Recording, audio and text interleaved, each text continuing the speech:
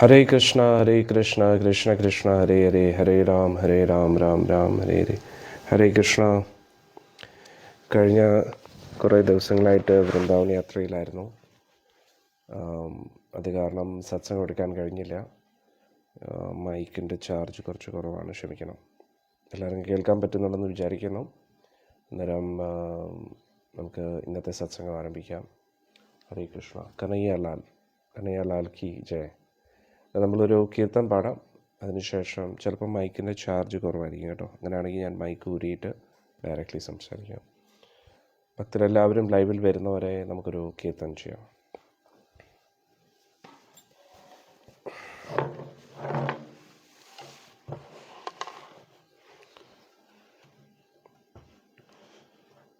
ജയ രാധ മാധവ ജയ കുഞ്ച ബിഹാരി. ജയ രാധ മാധവ ജയ കുഞ്ച ബിഹാരി. ജയ ഗോപി ജന വല്ലഭ ജയ ഗിരിവര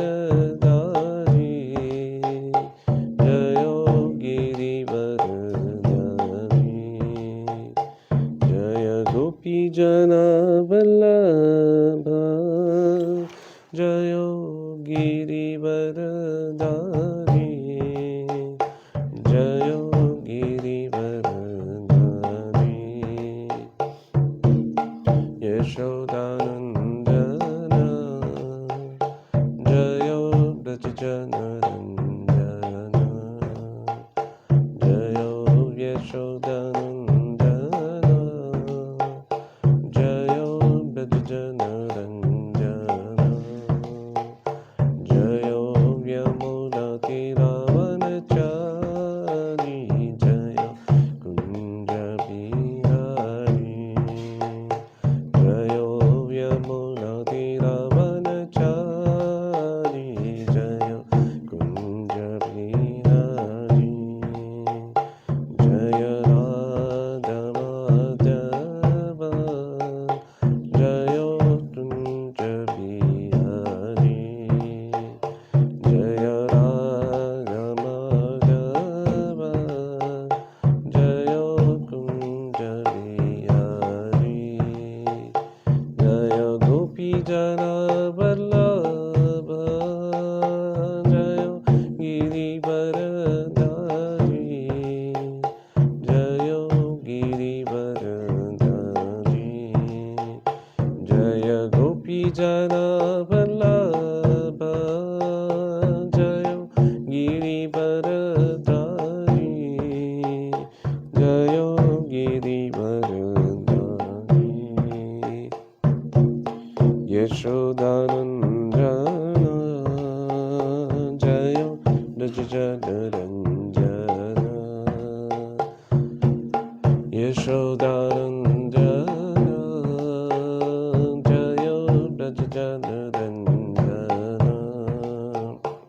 ജയോ യമുനാതിരവനചാരി.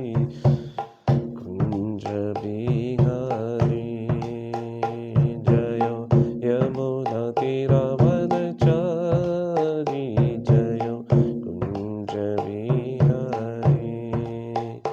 ഹരേ കൃഷ്ണ ഹരേ കൃഷ്ണ കൃഷ്ണ കൃഷ്ണ ഹരേ ഹരേ. ഹരേ രാമ രാമ രാമ ഹരേ ഹരേ.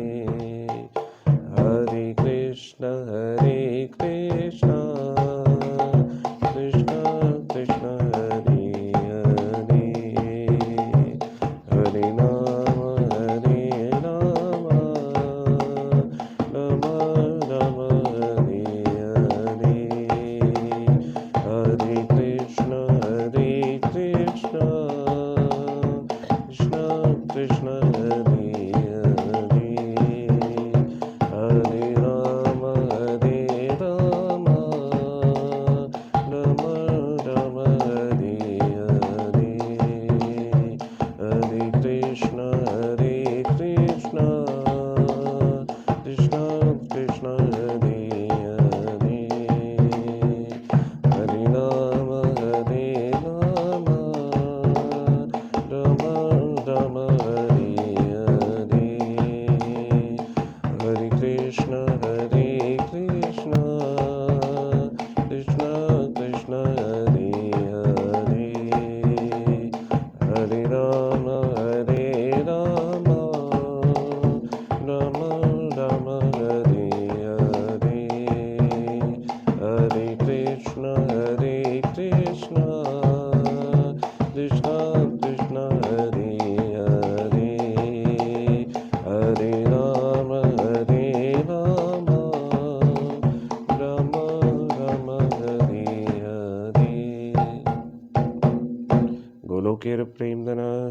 संकीर्तन की जय।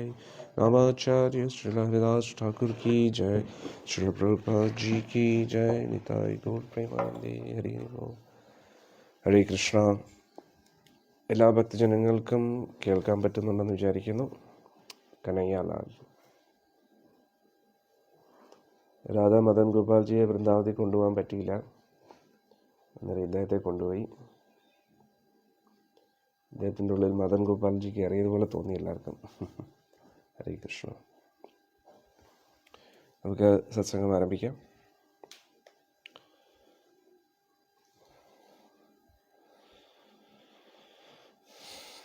ഓം നമോ ഭഗവതേ വാസുദേവായ.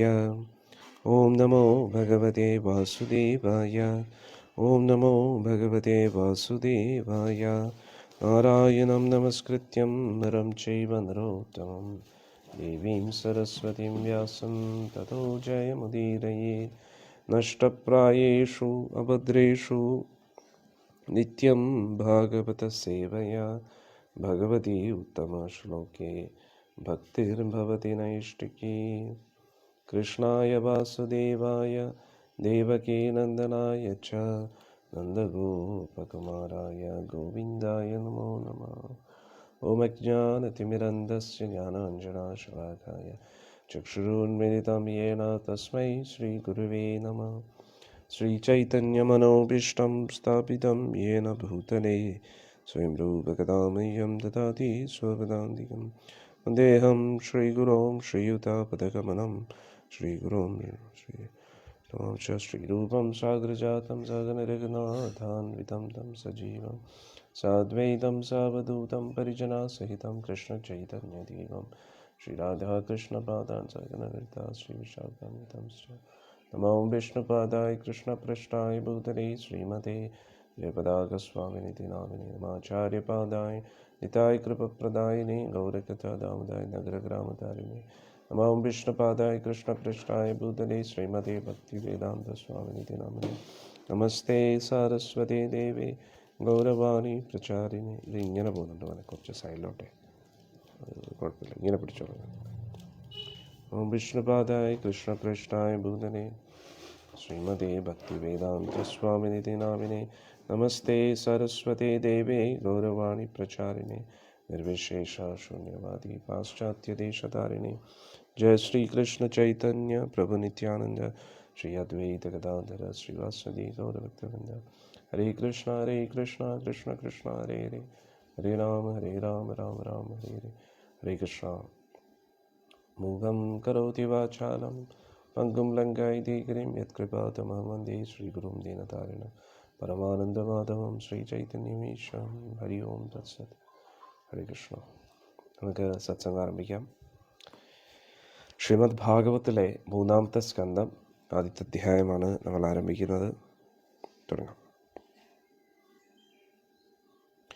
ശ്രീശുക ഉവാച ഏവം ഏതത്പുരാ പൃഷ്ടോ മൈത്രേയോ ഭഗവാൻ കില ശത്രവനം പ്രവിഷ്ടേന ത്വക്ത്വാ സ്വഗൃഹം ഋതിമത്. അന്നേരം 2 സ്കന്ധം നമ്മുടെ കംപ്ലീറ്റ് ആയി. ഇനി 3-ാമത്തെ സ്കന്ധമാണ് നമ്മൾ ആരംഭിക്കുന്നത്. അന്നേരം 3-ാമത്തെ സ്കന്ധത്തിൽ ഇതിനു മുമ്പായിട്ട് പരീക്ഷിത് മഹാരാജാവ് ശുകദേവ ഗോസ്വാമിയോട് കുറച്ച് ചോദ്യങ്ങൾ ചോദിക്കുക, വിദുരരെക്കുറിച്ച് ചോദിക്കുകയാണ്. അങ്ങനെയാണ് വിദുരരെക്കുറിച്ച് ഇവിടെ ഒരു ചർച്ച വരുന്നത്. അന്നേരം ശുകദേവ ഗോസ്വാമി പറയുന്നു, വിദുരർ അദ്ദേഹത്തിൻ്റെ വളരെ സമൃദ്ധമായിട്ടുള്ള സുഖസൗകര്യത്തോടു കൂടിയുള്ള വീടെല്ലാം ഉപേക്ഷിച്ച്, കൊട്ടാരമെല്ലാം ഉപേക്ഷിച്ചിട്ട് ആ പരമഭാഗവതനായിട്ടുള്ള അദ്ദേഹം ഇങ്ങനെ കാട്ടിലേക്ക് പോയി മൈത്രേയ ഋഷിയെടുത്ത് ഈ ചോദ്യങ്ങളൊക്കെ ചോദിച്ചു എന്നാണ് പറയുന്നത്. യദ്വായം മന്ത്രകൃദ്വോ ഭഗവാൻ അഖിലേശ്വര പൗരവേന്ദ്ര ഗ്രഹം ഹിത്വാ പ്രവിവേശ ആത്മസാത്കൃതം. ഇവിടെ പറയുന്നു, പാണ്ഡവരെ കുറിച്ച് എന്താ പറയേണ്ടത്? സാക്ഷാൽ ഭഗവാൻ, ഈ പ്രപഞ്ചത്തിൻ്റെ മുഴുവൻ നാഥനായിട്ടുള്ള ഭഗവാൻ, അവരുടെ മന്ത്രിയായിട്ട് ഭഗവാൻ എപ്പോഴും ഉണ്ടായിരുന്നു. ഭഗവാൻ സ്വന്തം വീടായിട്ട് കരുതി പാണ്ഡവരുടെ വീട്. ദുര്യോധനാദികളുടെ ഇത്രയും സമൃദ്ധമായിട്ടുള്ള ആ ഒരു കൊട്ടാരത്തിൽ പോലും ഭഗവാൻ പോയിട്ടില്ല. പക്ഷെ പാണ്ഡവരുടെ വീടാണ് ഭഗവാൻ സ്വന്തം വീടായിട്ട് കരുതിയിരുന്നത്. പ്രത്യേകിച്ച് വിദുരരുടെ വീടും. ശാന്തിദൂതനായിട്ട് ഭഗവാൻ പോയ സമയത്ത് ഭഗവാൻ ഏറ്റവും ദുശാസനന്റെ ആ ഒരു കൊട്ടാരം, ആ കൊട്ടാരത്തിൽ താമസിക്കാൻ ഭഗവാൻ അവസരം ലഭിച്ചിട്ടും ഭഗവാൻ ആ ഒരു കൊട്ടാരത്തെ നിരസിക്കുകയാണ്. ഭഗവാൻ പറഞ്ഞു, എനിക്ക് ഇവിടെയല്ല നിൽക്കേണ്ടത്, എനിക്ക് വിതുരരുടെ വീട്ടിൽ ഞാൻ നിൽക്കാം എന്നാണ് പറഞ്ഞത്. രാജോവാച കുത്ര ശത്രുർഭഗവതാ മൈത്രേയാന സസംഗമ കഥാ വാ സഹ സംവാദ ഏതദ് വർണ്ണയാന പ്രഭോ. ഹരേ കൃഷ്ണ. ശ്രീരാം പ്രഭു വാസുദേവനെ വിളിച്ച. രാജോവാച കുത്ര ശത്രുർഭഗവതാ മൈത്രേയാന സസംഗമ കഥാ വാ സഹ സംവാദ ഏതദ് വർണ്ണയാന പ്രഭോ. അന്നേരം കേൾക്കുമല്ലേ ഭാഗവതം? അന്നേരം ഇവിടെ വിതുരരുടെ അടുത്ത് പറഞ്ഞപ്പോൾ വിതുരരെ കുറിച്ചാണ് ഇവിടെ ആര് പറയുന്നത്? ശുകദേവ ഗോസ്വാമി. എന്തുകൊണ്ട് വിതുരരെ കുറിച്ചുള്ള ചർച്ച വന്നു? കാരണം വിതുരരെ കുറിച്ച് പരീക്ഷിത്ത് മഹാരാജാവ് ചോദിച്ചു. അന്നേരം പരീക്ഷിത്ത് മഹാരാജാവ് വിതുരരെ കുറിച്ച് ചോദിച്ച സമയത്ത് ശുകദേവ് ഗോസ്വാമി പറഞ്ഞു തുടങ്ങിയാണ് വിതുരരെ കുറിച്ച്. അദ്ദേഹം എല്ലാ സുഖസമൃദ്ധിയും വിട്ടിട്ട് നേരെ കാട്ടിലേക്ക് പോയി. കാരണം എന്തായിരുന്നു? നമുക്ക് എല്ലാവർക്കും അറിയാം, ഇരുപക്ഷവും യുദ്ധമായിരുന്നു. യുദ്ധമെടുത്തു പാണ്ഡവരും കൗരവരും. അന്നേരം വിതുരരാണെങ്കിൽ ഏകദേശം അച്ഛൻ്റെ പ്രായമാണ് ഇവർക്ക്, പാണ്ഡവരുടെയും കൗരവരുടെയും മുമ്പിൽ. കാരണം അദ്ദേഹത്തിൻ്റെ തന്നെ സഹോദരന്മാരായിരുന്നു പാണ്ഡുവും ധൃതരാഷ്ട്രരും. ധൃതരാഷ്ട്രയുടെ പുത്രന്മാരാണ് കൗരവരും, പാണ്ഡുവിൻ്റെ പുത്രരാണ് പാണ്ഡവരും. അന്നേരം ചിറ്റപ്പനായിട്ട് വരും പാണ്ഡവർക്കും കൗരവർക്കും. അന്നേരം അദ്ദേഹത്തിൻ്റെ മുന്നിൽ വളർന്ന മക്കളാണ് ഇവരൊക്കെ. പിന്നെ വിതുരർക്ക് പ്രത്യേകിച്ച് അറിയാം, പാണ്ഡവരെന്ന് പറയുന്ന ധർമ്മിഷ്ഠരാണ്, ഭഗവാന്റെ ഭക്തരാണ്. അവരോട് ഈ അനീതിയും അധർമ്മം ഒരിക്കലും ചെയ്യാൻ പാടില്ല എന്ന് വിതുരർക്ക് നന്നായി അറിയാം. ഹരേ കൃഷ്ണ. കേൾക്കുന്നത്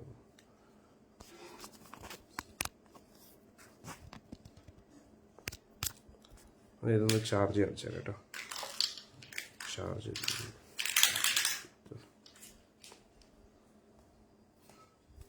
ഹരേ കൃഷ്ണ. എല്ലാവർക്കും കേൾക്കാൻ പറ്റുന്നുണ്ടോ? കേൾക്കാൻ പറ്റുന്നുണ്ടെന്ന് തോന്നുന്നു. ഹരേ കൃഷ്ണ ഹരേ കൃഷ്ണ കൃഷ്ണ കൃഷ്ണ ഹരേ ഹരേ, ഹരേ നാം രാം രാം ഹരേ ഹരേ. കമൻസിലിട്ടെ എല്ലാവർക്കും കേൾക്കാൻ പറ്റുന്നുണ്ടോ? ഹരേ കൃഷ്ണ കൃഷ്ണ കൃഷ്ണ ഹരേ ഹരേ. ഓക്കെ, കേൾക്കാം. ഓക്കെ, ചാർജ് മൈക്കിൻ്റെ ചാർജ് ചെയ്തതാണ് കേട്ടോ. കുഴപ്പമില്ല, എല്ലാവർക്കും കേൾക്കാമല്ലോ, അതിന് കുഴപ്പമില്ല. എന്നിട്ട് ഞാൻ നേരത്തെ പറഞ്ഞു വന്നത്, വിതുരർ അദ്ദേഹത്തിൻ്റെ കൺമുന്നിലായിരുന്നു പാണ്ഡവരും കൗരവരും വളർന്നത്. അതുകൊണ്ട് സ്വന്തം മക്കളെ പോലെ ആയിരുന്നു അദ്ദേഹത്തിന്. അന്നേരം അവർ തന്നെ തമ്മി അടികൂടുന്ന അദ്ദേഹത്തിന് തീരെ ഇഷ്ടമല്ല. പിന്നെ പാണ്ഡവരുടെ ഭാഗത്താണ് ന്യായം എന്ന് എപ്പോഴും വിതുരർ ധൃതരാഷ്ട്രനെ ഉപദേശിച്ചു, ദുര്യോധനെ പറഞ്ഞ് മനസ്സിലാക്കാൻ ശ്രമിച്ചു. എന്തൊക്കെ ചെയ്തിട്ടും അവരതിന് തയ്യാറായിട്ടില്ല. അദ്ദേഹത്തിന്റെ കൺമുന്നിൽ തന്നെ പുത്രവധുവായിട്ടുള്ള സാക്ഷാൽ ദ്രൗപദി ദേവിയെ അപമാനിക്കാൻ ശ്രമിക്കുന്നത് കണ്ടുകൊണ്ട് നിൽക്കേണ്ടി വന്നു. ഇത്രയൊക്കെ പിന്നെ അവരെ ചുട്ടുകൊല്ലാൻ നോക്കുന്നു. ഇങ്ങനെ പല പല അനീതി അധർമ്മവും കണ്ടു. ഇനി അവസാനം ഇവർ തമ്മിൽ യുദ്ധത്തിൽ വരെ യുദ്ധഭൂമിയിൽ ഒത്തുകൂടാൻ പോവുകയാണ്. ഇതൊക്കെ കണ്ടിട്ട് വിതുരർ എങ്ങനെയാ സഹിക്കുന്നത്? അതുകൊണ്ട് വിതുരർ പറഞ്ഞു, ഞാൻ എന്തായാലും യുദ്ധത്തിന് ഇല്ല എന്ന് പറഞ്ഞു. പക്ഷെ അതിന് മുമ്പായിട്ടൊരു സംഭവം നടന്നു. എന്താണ്? ഭഗവാൻ ശാന്തിദൂതനായിട്ട് വന്ന സമയത്ത് ഭഗവാൻ ശാന്തി പ്രസ്താവന വിതുരർ ഏറ്റവും കൂടുതൽ ആഗ്രഹിച്ചു. യുദ്ധത്തിലേക്ക് പോകരുത്, ഈ മക്കള് തമ്മി അടിച്ചു ചാവരുത്. ഭഗവാൻ എന്ത് നിർദ്ദേശമാണോ മുന്നോട്ട് കൊണ്ടുവയ്ക്കുന്നത് അതെല്ലാവരും സ്വീകരിക്കണം എന്ന് വിതുരർ വളരെയധികം ആഗ്രഹിച്ചു. ഭഗവാൻ എന്താ പറഞ്ഞത്? പാണ്ഡവർക്ക് അവർക്ക് അർഹതപ്പെട്ട ഇന്ദ്രപ്രസ്ഥം തിരിച്ചു കൊടുത്തില്ല, കൊടുക്കാൻ പറ്റത്തില്ലെന്ന് ധൃതരാഷ്ട്രമൊന്നും വേണ്ടുന്നില്ല. ഭഗവാൻ പറഞ്ഞു, നിങ്ങളാണ് രാജാവ്, നിങ്ങളാണ് സംസാരിക്കേണ്ടത്. പക്ഷെ ധൃതരാഷ്ട്രം സംസാരിക്കാനേ തയ്യാറല്ല. അവസാനം ഒന്ന് ആലോചിച്ച് നോക്കണം. നമുക്ക് എല്ലാവർക്കും മഹാഭാരതം അറിയാവുന്നതാണ്. ദ്രൗപദി ഇത്രയും അപമാനിച്ചു, ഇത്രയും വിഷമിപ്പിച്ചു. അതിനുശേഷം ഇത്രയും അനീതി അധർമ്മവും നടന്നു. അവർക്ക് അർഹതപ്പെട്ട രാജ്യം അവർക്ക് കൊടുത്തില്ല. രാജ്യത്തെ രണ്ടാക്കിയതിനു ശേഷം ഒന്നിനും കൊള്ളാത്ത ഖാണ്ഡവരെ അവർക്ക് കൊടുത്തു. അവിടെ ഭഗവാന്റെ കാരുണ്യത്താൽ അതൊരു ഇന്ദ്രപ്രസ്ഥമായിട്ട് മാറി. ഇതെല്ലാം ചെയ്തതിനു ശേഷവും അവർ ചതിവിലൂടെ, ചൂതുകളിയിലൂടെ അവരിൽ നിന്നെല്ലാം തട്ടിയെടുക്കാൻ നോക്കി. അവരുടെ ഭാര്യ, ഇവരുടെ ചേട്ടത്തിയമ്മ, സ്വന്തം അമ്മയുടെ സ്ഥാനത്ത് ഇരിക്കുന്ന ആ ദേവിയെ തന്നെ അപമാനിക്കാൻ ശ്രമിക്കുകയാണ്. ഇത്രയൊക്കെ കഴിഞ്ഞിട്ടും 12 വർഷം വനവാസം, 1 വർഷം അജ്ഞാതവാസം, ഇതെല്ലാം കഴിഞ്ഞിട്ട് തിരിച്ചു വരുമ്പോഴും പറയുകയാണ് തിരിച്ചു കൊടുക്കത്തില്ലെന്ന് പറയുകയാണ്. ഇത് ഇവിടുത്തെ ന്യായമാണ്. എന്നാലോചിച്ചു. ഇതൊന്നും കെട്ടുകഥകളല്ല, യഥാർത്ഥത്തിൽ നടന്ന സംഭവമാണ്. എന്നാൽ ഇത്രയൊക്കെ അനീതിയും അന്യായവും നടന്നതിന് ശേഷം അവർ തിരിച്ചു വന്ന് ചോദിക്കുമ്പോൾ അവരുടെ രാജ്യം കൊടുക്കത്തില്ല, യുദ്ധത്തിൽ നമ്മളെ തോൽപ്പിക്കാനാണ് പറയുന്നത്. അന്നേരം യുദ്ധം നടക്കുമ്പോൾ ഇരു സൈന്യത്തിലും നാശനഷ്ടങ്ങൾ ഉണ്ടാവും. യുദ്ധം എല്ലാത്തിനും ഒരു പരിഹാരമല്ല. നമ്മളും ചെറിയ ചെറിയ കാര്യങ്ങൾക്ക് വീട്ടിൽ വഴക്കുണ്ടാക്കും.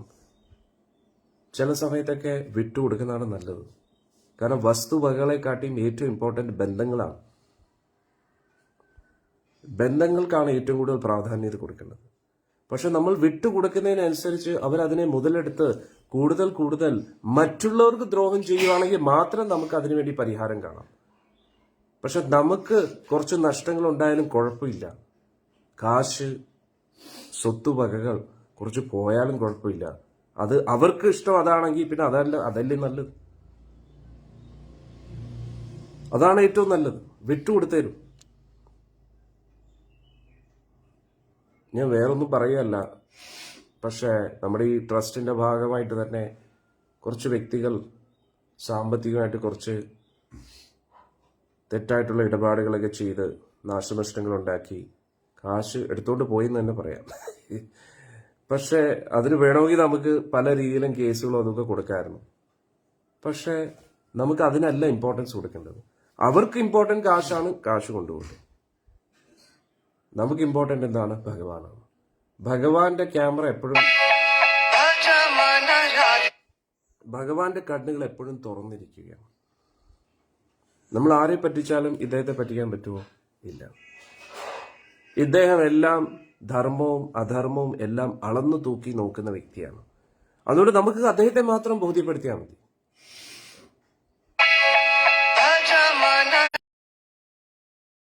എന്തൊരു കോൾ വന്നതാണ്. അന്നേരം അനീതി, അന്യായം, ധർമ്മം ഇതൊക്കെ നമ്മൾ ചിന്തിക്കേണ്ടിയിരിക്കണം. എന്നിട്ട് നമ്മുടെ ജീവിതത്തിലും കാശ് ഇമ്പോർട്ടൻ്റ് ആണ്, സ്വത്തുവക ഇമ്പോർട്ടൻ്റ് ആണ്. അത് ഇമ്പോർട്ടൻ്റ് ആണെങ്കിൽ പോലും ഏറ്റവും ഇമ്പോർട്ടൻ്റ് കൃഷ്ണനാണ്. അതാണ് നമ്മൾ മനസ്സിലാക്കേണ്ടത്. ഭഗവാൻ എന്താണോ ഇഷ്ടം അതായിരിക്കണം നമ്മൾ ചെയ്യേണ്ടത്. ഭഗവാൻ ഇഷ്ടമല്ലാത്ത ഒരു കാര്യം നമ്മൾ ചെയ്യാൻ പാടില്ല. വ്യക്തിപരമായിട്ടുള്ള കാര്യത്തിന് ഒന്നിനും നമ്മൾ പ്രാധാന്യത കൊടുക്കരുത്. അന്നേരം ഇവിടെ അതാണ് നടക്കുന്നത്. സാക്ഷാൽ ഭഗവാൻ ശാന്തി ദൂതനായിട്ട് കൗരവ സഭയിൽ എത്തുകയാണ്. ധൃതരാഷ്ട്രം കേട്ടുകൊണ്ടിരിക്കുകയാണ്. ഭഗവാൻ നല്ല ഉപദേശങ്ങളൊക്കെ കൊടുത്തു ധൃതരാഷ്ട്രർക്ക്. പക്ഷെ സംസാരിക്കുന്ന മുഴുവൻ ദുര്യോധനാണ്. ഭഗവാൻ പറഞ്ഞു, ഞാൻ ദുര്യോധനോടല്ല സംസാരിക്കുന്നത്, ഞാൻ ധൃതരാഷ്ട്രനെ നിങ്ങളോടാണ് സംസാരിക്കാൻ വന്നത്. നിങ്ങൾ എന്തുകൊണ്ട് സംസാരിക്കുന്നില്ല? അന്നേരം എല്ലാം ധൃതരാഷ്ട്രം എന്താ പറഞ്ഞത്? ഞാൻ എന്ത് ചെയ്യാനാണ് ഭഗവാനെ?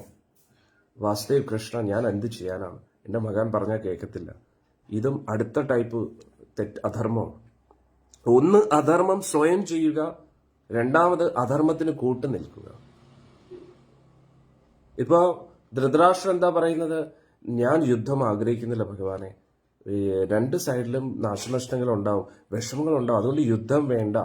അതുകൊണ്ട് ഒരു കാര്യം ചെയ്യും, പാണ്ഡവർ എന്തായാലും ഇത്രയും വർഷവും കാട്ടിൽ താമസിച്ചവരല്ലേ, അവർക്ക് അതിന്റെ പരിശീലനം കിട്ടിയവരല്ലേ. എന്റെ മക്കൾ എന്തായാലും കാട്ടിൽ പോകത്തില്ല. അതുകൊണ്ട് ഇനിയുള്ള കാലം കാട്ടിൽ തന്നെ താമസിക്കും. എന്ത് നല്ല ഉപദേശമല്ലേ. എന്നിട്ട് ഇങ്ങനെയുള്ള ആൾക്കാരും ഉണ്ട്. ഇവർ രണ്ടുപേരും അധർമ്മികളാണ്. പൊതുവെ ഈ സമൂഹത്തിൽ പല ആൾക്കാരും കാണും, എന്ത് പറയുന്നേ, ശാന്തി മാത്രം മതി, എന്തിനാ വെറുതെ വഴക്കും അതും ഇതുമൊക്കെ. അല്ലേ നിങ്ങള്. അന്നേരം ഇത് പാണ്ഡവര് പറയുമ്പോൾ കറക്റ്റാണ്, ധൃതരാഷ്ട്രം പറയുമ്പോൾ അത് കറക്റ്റ് അല്ല. മനസ്സിലാവുന്നുണ്ടോ? അതായത് നമ്മുടെ സ്വാർത്ഥ ലാഭങ്ങൾക്ക് വേണ്ടി നമ്മൾ ഒരിക്കലും മറ്റുള്ളവരെ ദ്രോഹിക്കരുത്, എന്തിന്റെ പേരിലാണെങ്കിലും. ഇപ്പം ഭഗവാൻ കൃഷ്ണൻ സ്വയം വന്നിട്ട് എന്താ പറയുന്നത്?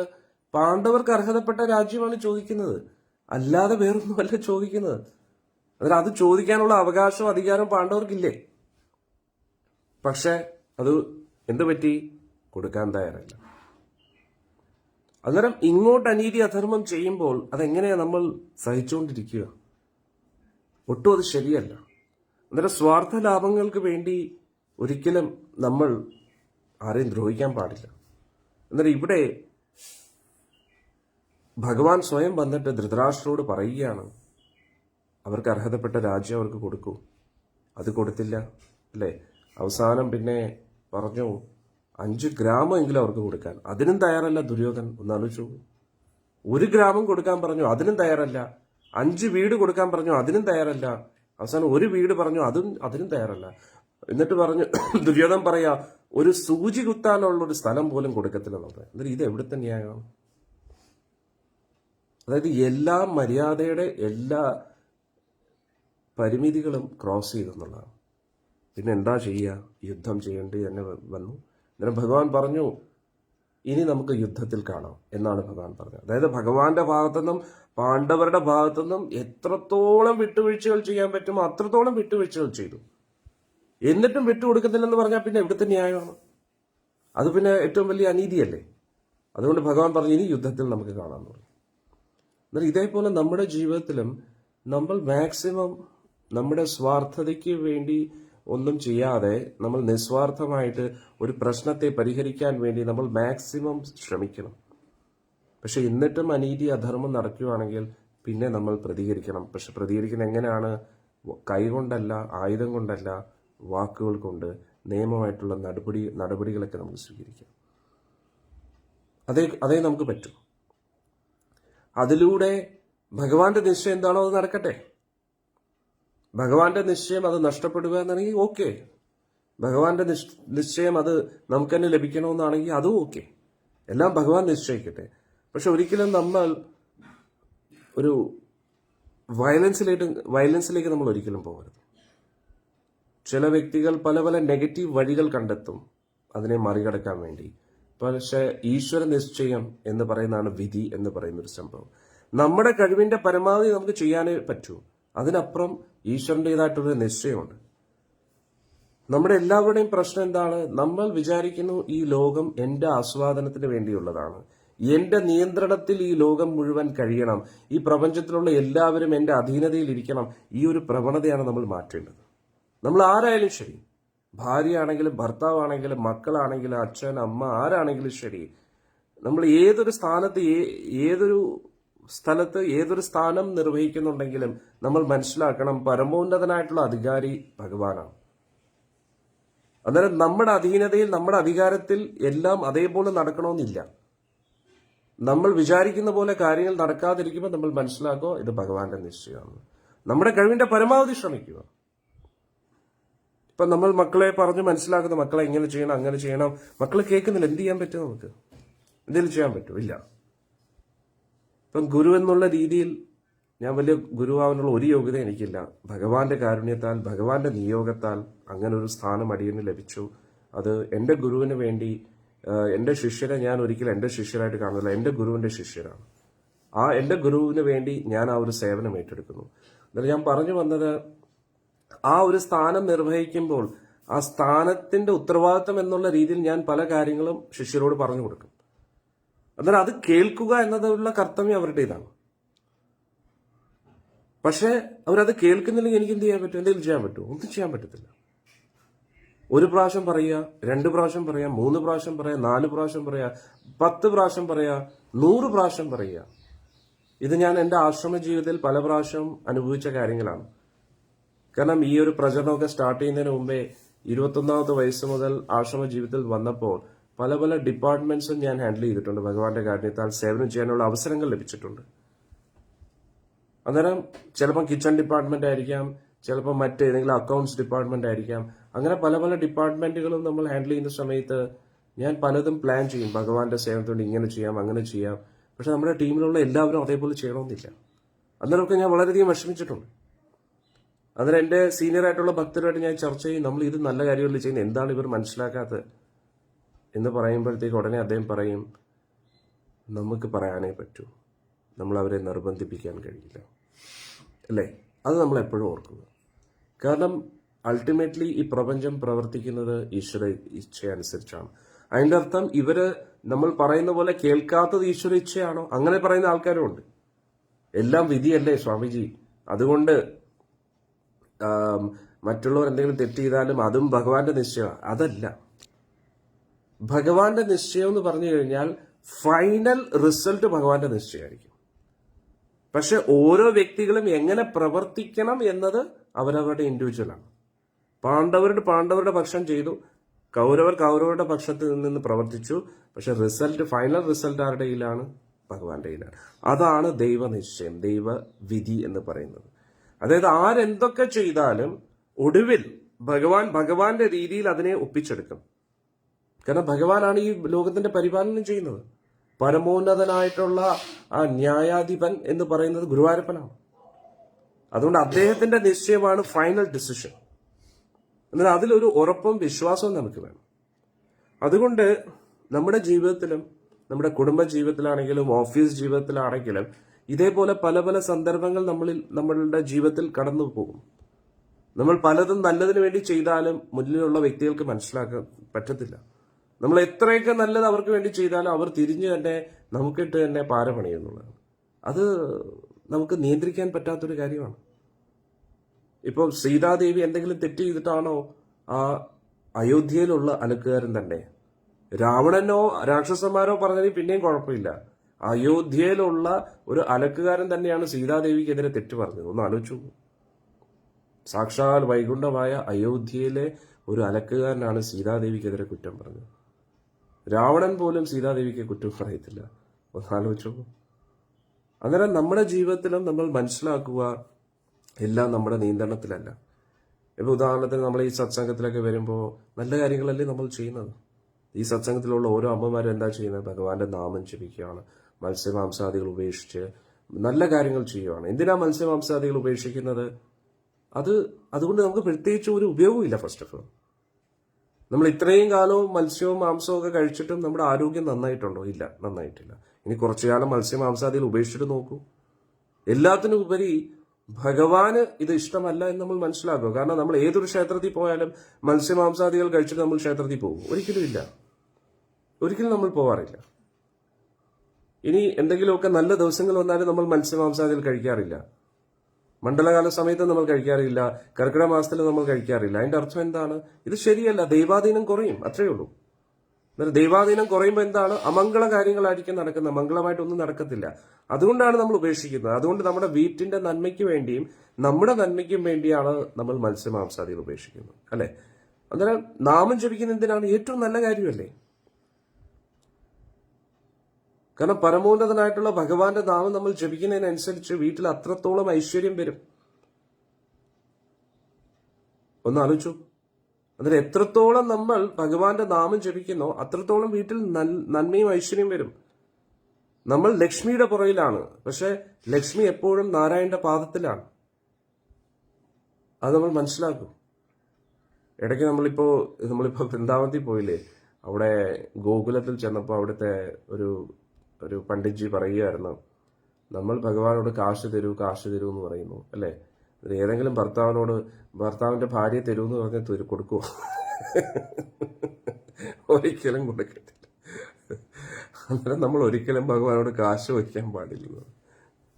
അതിനു പകരം ഭഗവാന്റെ പാദസേവ ചെയ്യൂ. ഭഗവാന്റെ ഈ തൃപ്പാദ സേവ ചെയ്യുമ്പോൾ ഇതേ പാദത്തിലാണ് ലക്ഷ്മി ഇരിക്കുന്നത്. അന്നേരം ഭഗവാന്റെ പാദം എങ്ങനെ നമ്മുടെ വീട്ടിൽ കൊണ്ടുവരാം? നാമജപത്തിലൂടെ. നമ്മൾ വളരെ മനോഹരമായിട്ടുള്ള ചിത്രങ്ങൾ മേടിക്കുന്നു, അല്ലെ? പല ഗുരുവായൂർ ക്ഷേത്രത്തിൽ വരുമ്പോഴോ അല്ലെങ്കിൽ പല പല സ്ഥലങ്ങളിലോ വരുമ്പോൾ പല പല മനോഹരമായിട്ടുള്ള ചിത്രങ്ങളും വിഗ്രഹങ്ങളും ഒക്കെ വെക്കുന്നു. പക്ഷെ ഭഗവാനെ വീട്ടിൽ കൊണ്ടുവന്നിട്ട് തിരിഞ്ഞു പോലും നോക്കാറില്ല. മിക്ക വീടുകളും, നമ്മുടെ നാട്ടിലുള്ള വീടുകളിലും കൃഷ്ണനെ ഒരു ഷോ പീസാക്കി വെച്ചിരിക്കുകയാണ്, അല്ലെ?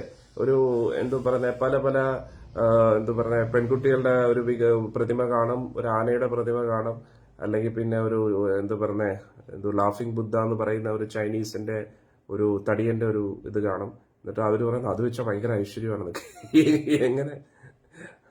ചുമ്മാ എന്തെങ്കിലുമൊക്കെ ഊഹാപോഹങ്ങളുടെ കളികളാണ്. എന്നിട്ട് അതിന്റെ കൂട്ടത്തിൽ ഭഗവാൻ കൃഷ്ണന്റെ ഒരു രൂപം കൂടെ വയ്ക്കും. എന്നിട്ട് ആകെ നമ്മളത് എടുക്കുന്നത് പുറത്ത് വിഷുവിന്റെ സമയത്തായിരിക്കും, കണി കാണാൻ വേണ്ടി. എന്തിനു വേണ്ടി? ഈ വർഷം നന്നായിട്ടിരിക്കണം. എങ്ങനെ? ഇഷ്ടം പോലെ കാശ് കയ്യിൽ വരണം. ഒന്ന് ആലോചിച്ച് നോക്കൂ. പിന്നെ ഒരു പ്രവചി പറയുന്നത് സ്റ്റെയർ കേസിന്റെ അടിയിലാണ് ചിലർ വെക്കുന്നത്. അതെ, അന്നേരം വലിയ വീടായിരിക്കും. വലിയ വീടെന്ന് പറഞ്ഞാൽ വലിയ വീടായിരിക്കും. ഇടയ്ക്ക് ഞാൻ ഒരിടത്ത് വേറൊന്നും പറയല്ല, ഒരു വലിയൊരു വീട് കടമൊക്കെ മേടിച്ചിട്ട് ഒരു വീട് റെഡിയാക്കി, മനസ്സിലായില്ലേ? പക്ഷെ അതിൻ്റെ ഏതോ ഒരു മൂലയ്ക്ക് ഒരു ഭഗവാനെ വെച്ചിരിക്കുകയാണ്. എന്നാലോചിച്ചു, അതെങ്ങനെയാണ് ശരിയാവുന്നത്? വലിയ ഇത്രയും സ്ക്വയർ ഫീറ്റിൽ നമ്മൾ വീട് പണിഞ്ഞിട്ട് ആകെ ഒരു മൂലയ്ക്ക് ഒരു തട്ടടിച്ചിട്ട് അവിടെയാണ് ഭഗവാനെ ഇരുത്തുന്നത്. ഇതേത് മുറി? ഇത് മകന്റെ മുറി, ഇത് മകളുടെ മുറി, ഇതാരുടെ മുറി? ഇത് എന്റെ മുറി, ഇത് ഭാര്യയുടെ മുറി, ഇത് ഗസ്റ്റ് റൂം. കൃഷ്ണന് മുറിയില്ല. അന്നേരം നമ്മൾ എന്താ പറയുന്നത്? ഈ പ്രപഞ്ചം മുഴുവൻ അദ്ദേഹത്തിന്റെ അല്ലേ?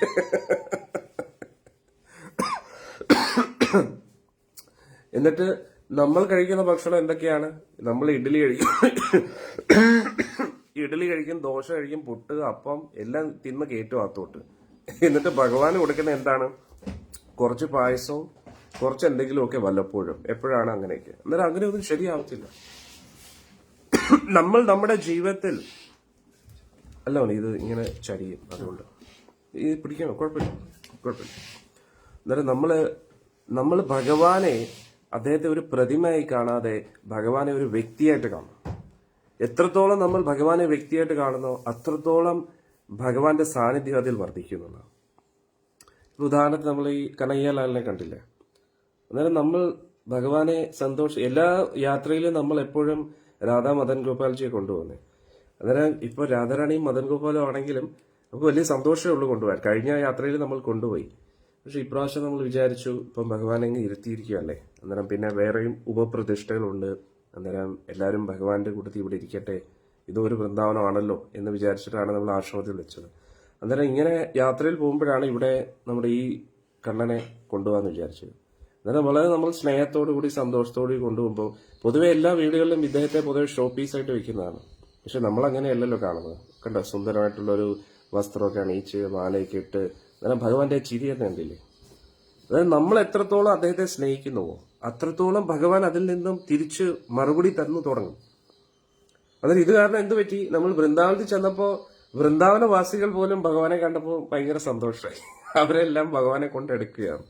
ഏറ്റവും ബർസാനയിൽ ചെന്നപ്പോൾ അവിടെ ബർസാനയിൽ ഒരു അമ്മയുണ്ടായിരുന്നു. അമ്മയാണെങ്കിൽ നൃത്തം ചെയ്യാൻ തുടങ്ങി കൃഷ്ണനെ കണ്ടിട്ട്. എന്നിട്ട് പറഞ്ഞു, എല്ലാരും പറയാൻ നമ്മളിത് തെച്ചു തരത്തില്ലെന്നാ പറഞ്ഞ. അന്നേരം നമ്മൾ ഒരു വിഗ്രഹത്തിനകത്ത് ജീവൻ വെക്കുന്നത് നമ്മുടെ ഭക്തി കൊണ്ടാണ്. നമ്മൾ എത്രത്തോളം അദ്ദേഹത്തെ ഭഗവാനായിട്ട് കാണുന്നു അതിനനുസരിച്ചാണ്. ഭഗവാൻ സർവ്വചരാചരങ്ങളിൽ നിറഞ്ഞു നിൽക്കുന്നു.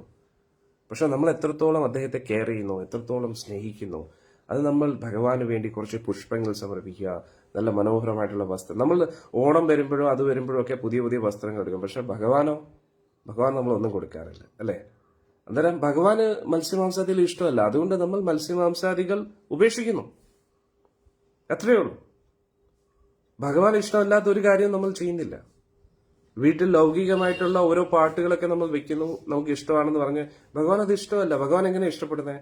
കാരണം അതിലെല്ലാം ഏത് സിനിമാ പാട്ട് നമ്മൾ നോക്കിക്കഴിഞ്ഞാൽ അതിനകത്ത് എന്താ പറയുന്നത്? കാമത്തെ ഉദ്വേഗിപ്പിക്കുന്നു, കാമുകൻ കാമുകിയെ പുകഴ്ത്തുന്നു, കാമുകി കാമുകനെ പുകഴ്ത്തുന്നു, അല്ലെങ്കിൽ ഏതെങ്കിലും ഒരു BGM വെച്ചാലും ഒരു ബാക്ക്ഗ്രൗണ്ട് മ്യൂസിക് വെച്ചാലും അതിൽ ആ നായകൻ എന്തോ വലിയ സംഭവമാണെന്ന് പറഞ്ഞ് കാണിക്കുന്ന രീതിയിലാണ് എല്ലാ മ്യൂസിക്കും. അതായത് നായകന്റെ അഹങ്കാരത്തെ കൂട്ടാനും നമ്മുടെ ഉള്ളിൽ ആ നായകൻ എന്തോ വലിയ സംഭവമാണെന്ന് കാണിക്കാൻ വേണ്ടിയാണ് എല്ലാ ബാക്ക്ഗ്രൗണ്ട് മ്യൂസിക്കും. ഒന്ന് ആലോചിച്ചു. പക്ഷെ യഥാർത്ഥത്തിൽ ഇദ്ദേഹമല്ല യഥാർത്ഥ നായകൻ. അതാണ് നമ്മുടെ ഉള്ളിൽ നിറയ്ക്കേണ്ടത്. പക്ഷെ മീഡിയ എന്ന് പറയുന്നത് ഇന്ന് ഭയങ്കര ഇൻഫ്ലുവൻഷ്യൽ ആയതുകൊണ്ട് നമ്മൾ മീഡിയയിൽ ഇൻഫ്ലുവൻസ്ഡ് ആവുന്നു. മനസ്സിലാവുന്നില്ലേ? അന്നേരം ഇപ്പോൾ നമ്മളൊരു കൃഷ്ണ, അന്നേരം ഞാൻ പറയുന്നത് നമ്മൾ അങ്ങനെ ഒരു അതിൽ നിന്ന് മാറി ഭഗവാനെ ഒരു ഹരേ കൃഷ്ണ. ലൈറ്റ് പോയി. ഭഗവാനെ ഇങ്ങനെ കൊണ്ടുവന്നേ. ഇപ്പം കാണാൻ പറ്റുന്നുണ്ടോ എല്ലാവർക്കും? ഹരേ കൃഷ്ണ ഹരേ കൃഷ്ണ കൃഷ്ണ കൃഷ്ണ ഹരേ ഹരേ, ഹരേ രാം രാം രാം ഹരേ ഹരേ.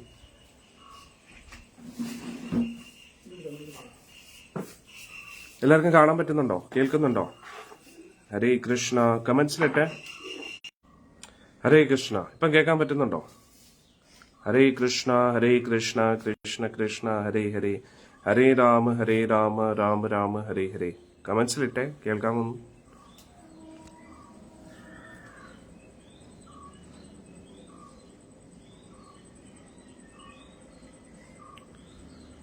കേൾക്കുന്നുണ്ടോ?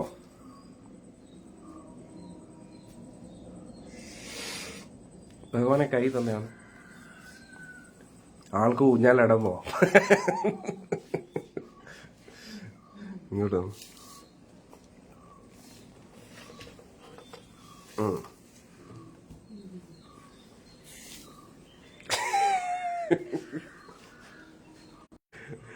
ഹരേ കൃഷ്ണ. ഇത് കണ്ടോ, ഊഞ്ഞാലാടാൻ വേണ്ടി ആള് കറണ്ടൊക്കെ പോയിപ്പിച്ചു. ഇത് പക്ക മദൻ ഗോപാലാണെന്ന് തോന്നുന്നു. ചിരിയണ്ട പോത്ത്. ഇത് നോക്ക്.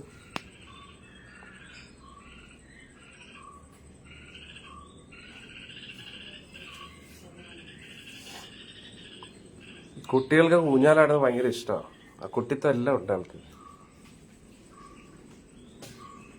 ആൾക്കാർ. ഹരേ കൃഷ്ണ. ഓക്കെ, ഞാൻ പറഞ്ഞു വന്നത്, ഇത് കണ്ടില്ലേ, ഇപ്പം കാണാൻ പറ്റുന്നുണ്ടോ? ആൾക്ക് ഊഞ്ഞാലാടണോ? എന്നിട്ട് ഞാൻ പറഞ്ഞു വന്നത്, നമ്മൾ ഭഗവാന്റെ കാര്യത്തിൽ നമ്മൾ ഹരേ കൃഷ്ണ ഹരേ കൃഷ്ണ കൃഷ്ണ കൃഷ്ണ ഹരേ ഹരേ, ഹരേ രാമ രാമ രാമ ഹരേ ഹരേ. എന്നിട്ട് ഞാൻ പറഞ്ഞു വന്നത്, വിതുരർ ആളിന്റെ ആ ഒരു കൊട്ടാരമൊക്കെ ഉപേക്ഷിച്ചു. എന്തുകൊണ്ട്? ഭഗവാൻ പറഞ്ഞു പാണ്ഡവർക്ക് അവരുടെ അർഹതപ്പെട്ട രാജ്യമൊക്കെ തിരിച്ചു കൊടുക്കണമെന്നൊക്കെ പറഞ്ഞു. പക്ഷെ അവർ കേൾക്കാൻ തയ്യാറായില്ല. ദുര്യോധൻ പറഞ്ഞു ഒരു സൂചി കുത്താനുള്ള ഒരു സ്ഥലം പോലും കൊടുക്കത്തില്ലെന്ന്. അന്നേരം ഭഗവാൻ കൃഷ്ണൻ എന്ത് പറഞ്ഞു? ശരി, നമുക്ക് യുദ്ധകളത്തിൽ കാണാമെന്ന് പറഞ്ഞു. അന്നേരം വിതുരർ അവിടുന്ന് ഇറങ്ങുകയാണ്. എന്തുകൊണ്ട് ഇറങ്ങിയെന്നറിയാം? വിതുരർ നന്നായി ദുര്യോധനെ വഴക്ക് പറഞ്ഞു. വിതുരർ ധൃതരാഷ്ട്രയുടെ മുഖത്ത് നോക്കി പറഞ്ഞു, ഈ ഒറ്റ ഒരുത്തൻ കാരണം ഈ കുലം മുഴുവൻ നശിക്കാൻ പോവുകയാണ്. അന്നേരം ആ സമയത്ത് വിതുരർ ദുര്യോധന്റെ ജന്മത്തെക്കുറിച്ചും പറയുന്നുണ്ട്. അതായത് ഗാന്ധാരിക്ക് അനുഗ്രഹം കിട്ടിയിട്ടുണ്ട് 100 മക്കൾ ഉണ്ടാകുമെന്ന്. പക്ഷെ എന്ത് പറ്റി? ഇവിടെ വെച്ചാൽ ഇങ്ങനെ പിടിച്ചു. അന്നേരം ഗാന്ധാരിക്ക് അനുഗ്രഹം കിട്ടിയിട്ടുണ്ട് 100 മക്കൾ ഉണ്ടാകുമെന്ന്. മനസ്സിലായില്ലേ? പക്ഷെ പ്രശ്നം എന്ത് പറ്റി? ഈ ഗർഭത്തിലായിരുന്നു 100 കുട്ടികളും. അന്നേരം വീണ്ടും ഞാൻ അതൊന്നും എക്സ്പ്ലെയിൻ ചെയ്യേണ്ട ആവശ്യമില്ല. നമ്മളെപ്പോലെയല്ല ഈ ഗാന്ധാരി. അവരൊക്കെ വളരെ സ്പെഷ്യൽ ആയിട്ടുള്ള വ്യക്തികളാണ്. അന്നേരം സാക്ഷാൽ വ്യാസ മഹർഷിയുടെ അനുഗ്രഹം കിട്ടി. അങ്ങനെ 100 മക്കൾ ഉണ്ടാകും എന്നുള്ള ഒരു അനുഗ്രഹം കിട്ടിയിട്ടുണ്ട്. പക്ഷെ നോക്കിയപ്പോ, ഹരേ കൃഷ്ണ, തിരിച്ചോ.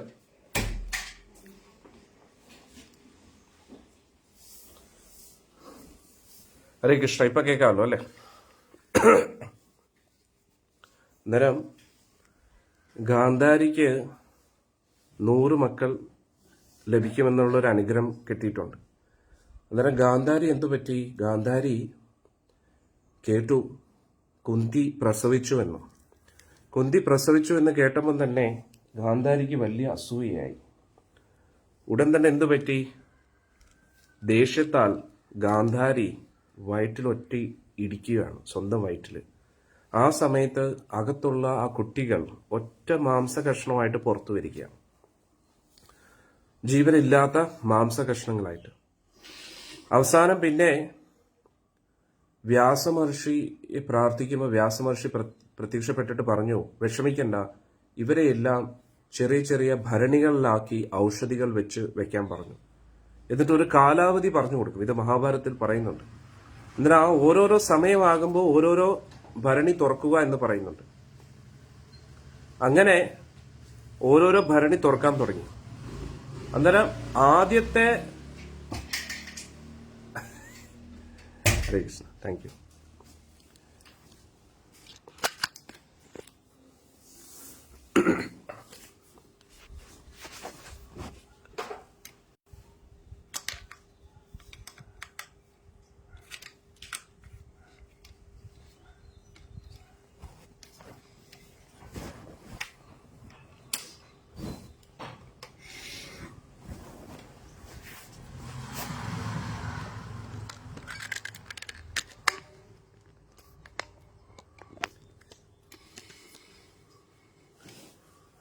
ഹരേ കൃഷ്ണ. എല്ലാവർക്കും കേൾക്കാൻ പറ്റുമെന്ന് വിചാരിക്കുന്നു.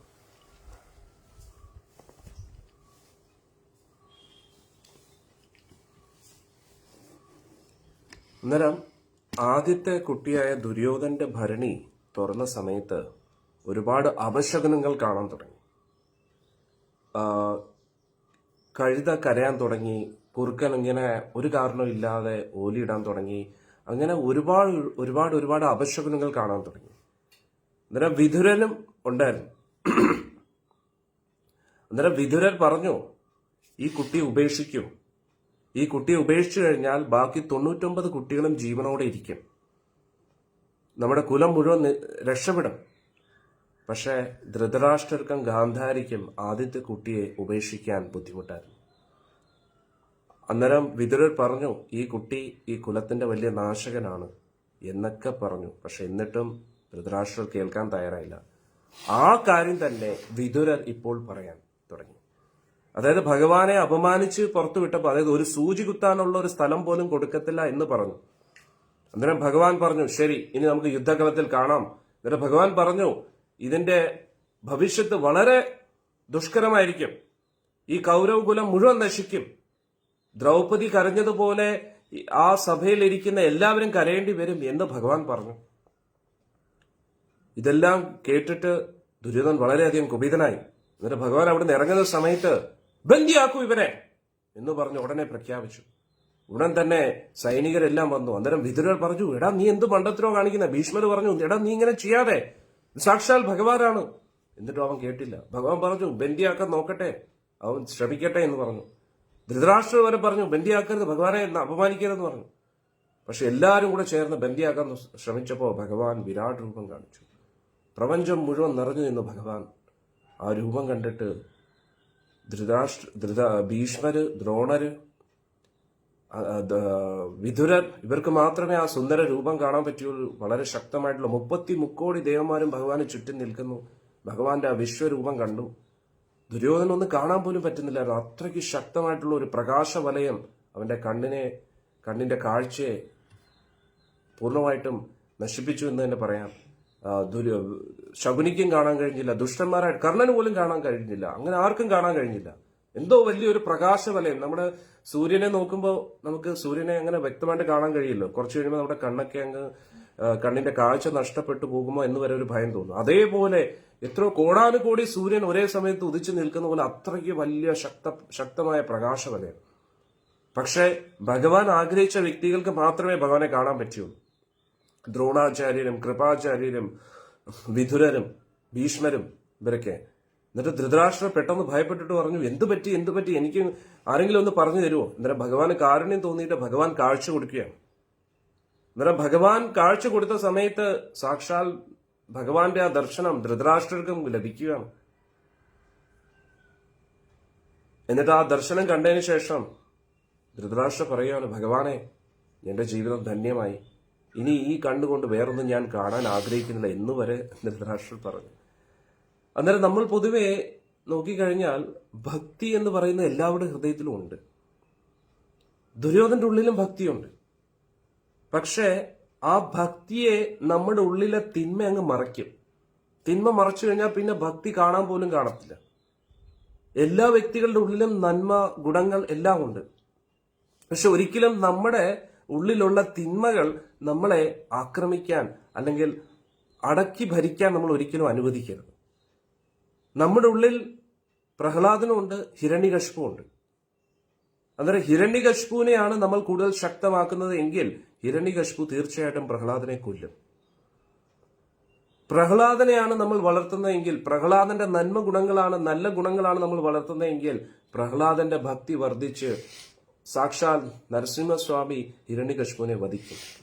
അന്നേരം നമ്മുടെ ഉള്ളിലുള്ള തിന്മകൾ പൂർണ്ണമായിട്ട് നശിക്കണം. നമ്മുടെ ഉള്ളിൽ ഒരിക്കലും പാപം ചെയ്യാനുള്ള ഒരു ചെറിയ ചിന്ത പോലും വരരുത്. അധർമ്മത്തെക്കുറിച്ച് സ്വപ്നത്തിൽ പോലും ചിന്തിക്കരുത്. ആ ഒരു അവസ്ഥയിലേക്ക് നമ്മൾ എത്തുമ്പോൾ നമ്മൾ സേഫാണ്. പക്ഷെ എന്താ പ്രശ്നം? ദുര്യോധനാദികളുടെ ഉള്ളിൽ തിന്മ വളരെ ശക്തമായിരിക്കുകയാണ്. എന്തുകൊണ്ട്? ആ രീതിയിലുള്ള കൂട്ടുകെട്ടുകൾ, ആ രീതിയിലുള്ള സമ്പർക്കം. ഇതിപ്പോ സത്സംഗമാണ്, സത്സംഗം. അസത് സംഘം എന്ന് പറഞ്ഞാൽ എന്താണ്?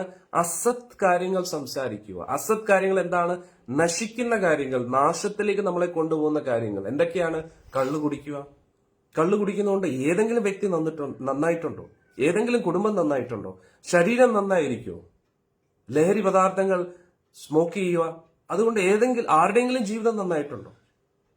ഇതേപോലെ തിന്മയാണ് മത്സ്യമാംസാദികൾ. നമ്മൾ ഏതൊരു ആഘോഷത്തിലും മത്സ്യമാംസാദികൾ കഴിക്കാറുണ്ട്. അത് നമ്മുടെ നാവിന്റെ രുചിക്ക് വേണ്ടി മാത്രം. പക്ഷെ നാവിന്റെ അകത്തുനിന്ന് അത് അകത്തോട്ട് പോയി കഴിഞ്ഞാൽ ഫുൾ വിഷമാണ്.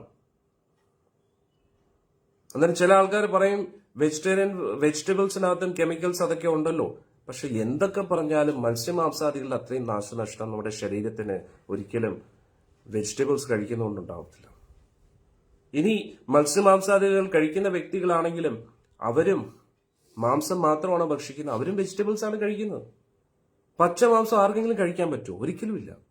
അതിലെന്തായാലും മസാലയൊക്കെ പുരട്ടി കറിയാക്കിയാലേ ആർക്കും കഴിക്കാൻ പറ്റൂ. പിന്നെ നമ്മുടെ പ്രധാന ഭക്ഷണം അതൊക്കെയാണോ? അല്ല. ചോറും ചപ്പാത്തി അതൊക്കെയാണ്. അരി ഗോതമ്പൊക്കെയാണ് നമ്മുടെ പ്രധാന ഭക്ഷണം, അല്ലാതെ മാംസങ്ങളല്ല. അത് നമുക്കൊരു രുചിക്ക് വേണ്ടി നമ്മൾ കഴിക്കുന്നു എന്നേ ഉള്ളൂ.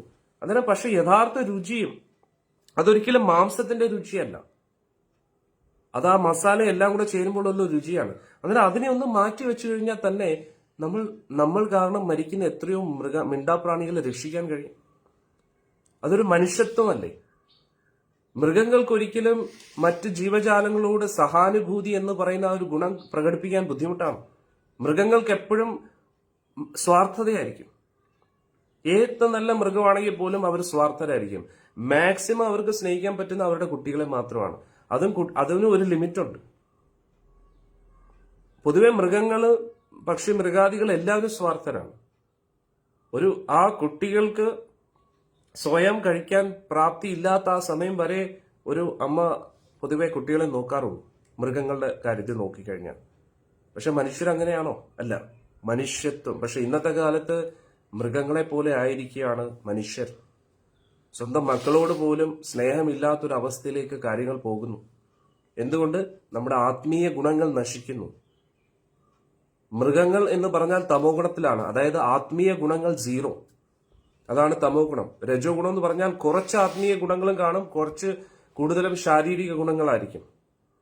സത്വഗുണം എന്ന് പറഞ്ഞാൽ കൂടുതൽ ആത്മീയ ഗുണങ്ങളും വളരെ കുറച്ച് ശാരീരിക ഗുണങ്ങളുമാണ്. അന്നേരം നമ്മൾ ഈ ശരീരത്തിനകത്ത് ഇരിക്കുന്നതുകൊണ്ട് നമ്മൾ ശരീരമാണെന്ന് ചിന്തിക്കുമ്പോൾ ശരീരത്തിൻ്റെതായിട്ടുള്ള പ്രവണതകൾ നമ്മുടെ ആഗ്രഹങ്ങളായിട്ട് മാറും. ഒരു മൃഗത്തിന്റെ ലക്ഷ്യം എന്താണ്? നല്ല രുചികരമായിട്ടുള്ള ഭക്ഷണം കഴിക്കുക എന്നതാണ്, നന്നായി ഉറങ്ങുക എന്നതാണ്, നന്നായി ഇണചേരുക എന്നതാണ്. എന്റെ ആഗ്രഹത്തിനെതിരെ നിൽക്കുന്നവർക്കെതിരെ ഫൈറ്റ് ചെയ്യുക എന്നതാണ് എല്ലാ മൃഗത്തിന്റെയും ഉള്ളിലുള്ള പ്രവണത. അത് തന്നെയാണ് മനുഷ്യന്റെ പ്രവണത ഇപ്പോൾ ആയിരിക്കുന്നത്. അത് മനുഷ്യത്വമല്ല, മൃഗീയതയാണ്. അന്നേരം ആ മൃഗീയതയ്ക്കെതിരെയാണ് വിദുരർ സംസാരിച്ചത്. ആ മൃഗീയതയ്ക്ക് ഒരു ലിമിറ്റ് ഇല്ല. ആർത്തി, അത്യാഗ്രഹം അത് ഒരിക്കലും തീരത്തില്ല. ഒരിക്കൽ ഒരു സ്വാമിജി ഇങ്ങനെ എയർപോർട്ടിൽ നിൽക്കുന്ന സമയത്ത് എന്റെ ഗുരുസ്ഥാനത്ത് നിൽക്കുന്ന പരംപൂജ്യ രാംനാഥ് സ്വാമി മഹാരാജ് ഒരിക്കൽ എയർപോർട്ടിൽ നിൽക്കുമ്പോൾ മേനകാ ഗാന്ധി അവിടെ എയർപോർട്ടിൽ വന്നു. സ്വാമിജിയുടെ വേഷമൊക്കെ കണ്ടിട്ട് പറഞ്ഞു, why you are doing all these things? You are simply wasting your life. You should do something good for the people എന്നൊക്കെ പറഞ്ഞ് കുറെ വാക്കങ്ങോട്ട് അടിച്ചു. You should do something for the animals, you should do this, you should do that. എല്ലാവരുടെയും പ്രശ്നം ഇതാണ്. You should do this, what I should do nobody tells. What I am going to do, nobody tells. I am doing this, no. You should do. നിങ്ങൾ ചെയ്യണം, നിങ്ങൾ ചെയ്യണം, നിങ്ങൾ ചെയ്യണം, നിങ്ങൾ ഇത് ചെയ്യണം, നിങ്ങൾ അത് ചെയ്യണം. അല്ലെ? നമ്മൾ എന്ത് ചെയ്യുന്നു? നമ്മളൊന്നും ചെയ്യാറില്ല. നമ്മൾ എന്താ ചെയ്യുക? തിന്നുക, കുടിക്കുക, ഉറങ്ങുക, അത്രയേ ഉള്ളൂ. ഇതേ നമ്മൾ ചെയ്യാറുള്ളൂ. എന്നിട്ട് മറ്റുള്ള സമൂഹത്തിലുള്ള എല്ലാവരോടും നമ്മൾ ഇങ്ങനെ പറയാം. ഇപ്പോ ട്രെയിനിൽ നമ്മൾ പോകുന്ന സമയത്ത് നമ്മൾ റിസർവ് ചെയ്ത സീറ്റ്, ഇപ്പൊ എന്റെ സീറ്റ് ആണെങ്കിൽ ആർക്കെങ്കിലും എഴുന്നേറ്റ് കൊടുക്കാൻ വേണ്ടി ഞാൻ മാറി കൊടുക്കാം. പക്ഷെ ഇത്രയും 67 ഭക്തരുണ്ട്, കൂടുതലും അമ്മമാരും സുഖമില്ലാത്ത അമ്മമാരൊക്കെ. അവരുടെ സീറ്റിൽ വേറെ ആരെങ്കിലും കയറി വന്നാൽ നമ്മുടെ അമ്മമാർക്ക് കൂടുതൽ ഹിന്ദി അറിയത്തില്ല. അതുകൊണ്ട് പിന്നെ ഞാൻ അവിടെ ചെല്ലണം. ഞാൻ അവിടെ ചെന്നിട്ട് ഞാനും പ്രഭുജിയും 2-3 പേരൊക്കെ ചെന്നിട്ട് പറയും. എന്നിട്ട് ഞാൻ അങ്ങോട്ട് പറയുമ്പോഴത്തേക്ക് ഉടനെ ദേഷ്യപ്പെട്ട് സംസാരിക്കുമ്പോൾ ഞാൻ ആദ്യം സൗമ്യമായിട്ട് പറയും, പിന്നെ ലിമിറ്റ് ക്രോസ് ചെയ്യുന്ന പറയാം, പിന്നെ നന്നായി പറയും. ചീത്തയൊന്നും വിളിക്കാറില്ല, പക്ഷെ ചീത്ത വിളിക്കുന്നതിനെക്കാട്ടി നല്ല സ്ട്രോങ് ആയിട്ട് കൊള്ളും. അന്നേരത്തേക്ക് പറഞ്ഞു കൊടുക്കുമ്പോൾ ഉടനെ അവർ പറയാം, സ്വാമിജി ആപ് കേസ ऐसे बात कर सकते हैं? നിങ്ങൾ സ്വാമിജി അല്ലേ, പിന്നെ എങ്ങനെ ഇത്രയും ദേഷ്യപ്പെട്ട് സംസാരം? പിന്നെ ഞാൻ എങ്ങനെ സംസാരിക്കും? ഒരു സ്വാമിജിയുടെ അടുത്ത് എങ്ങനെ വേണമെങ്കിലും സംസാരിക്കാം, അതിന് കുഴപ്പമില്ല. ഒന്നാണ്, സ്വാമിജി സംസാരിച്ചാലാണ് പ്രശ്നം, നിങ്ങൾക്ക് എന്തു ആകാം. അതേപോലെ തിരിച്ചു വരുന്ന സമയത്ത് ഭക്ഷണത്തില് അവരെന്തൊക്കെയോ മായം കാണിച്ചു. അത് പഴകിയ ഭക്ഷണം തന്നു റെയിൽവേക്കാര്. അന്നേരം ഞാൻ ചോദിച്ചു, അന്നേരം സ്വാമിജി ഐസ കേസ ബാത് കർ സക്തെ? फिर कैसे बात करूं? एक स्वामी जी के साथ ऐसे कर सकते हैं आप और बात नहीं कर सकते. ഇതാണ് എല്ലാവരുടെയും പ്രശ്നം. സ്വാമിജി ആകുമ്പോ അവർക്ക് എന്തു ആവാം, സ്വാമിജിയുടെ അടുത്ത് എന്ത് വേണമെങ്കിലും ചെയ്യാം, സ്വാമിജി തിരിച്ചൊന്നും പറയാൻ പറ്റും. ഒന്ന് ആലോചിച്ച് നോക്കണേ, അതാണ് സംഭവം. അന്നേരം അതേപോലെ ഈ മേനകാ ഗാന്ധി അവര് മഹാരാജിന്റെ അടുത്ത് കുറെ തത്വങ്ങളൊക്കെ, നിങ്ങൾ ഇങ്ങനെ ചെയ്യണം ഇങ്ങനെ ചെയ്യണം, ഇങ്ങനെ വേഷം കെട്ടിട്ട് ജപിച്ചോണ്ടിരുന്നിട്ട് എല്ലാ കാര്യമൊന്നും. മഹാരാജ ആരാ പോട്ടെ, മഹാരാജ് പറഞ്ഞ് the root cause of all problems in this world is greed. നിങ്ങൾ നേച്ചറിന് വേണ്ടി ഇത് ചെയ്യുന്നു, മൃഗങ്ങൾക്ക് വേണ്ടി ഇതൊക്കെ ചെയ്യുന്നു, ഇതൊക്കെ എന്തുകൊണ്ട് പറ്റുന്നു? മൃഗങ്ങളെ എന്തുകൊണ്ട് ദ്രോഹിക്കുന്നു? എന്തുകൊണ്ട് ഈ പ്രകൃതിയെ ചൂഷണം ചെയ്യുന്നു? മനുഷ്യന്റെ ആർത്തി അത്യാഗ്രഹമാണ്. അതിനുവേണ്ടി നിങ്ങൾ ആദ്യം പ്രവർത്തിക്കൂ.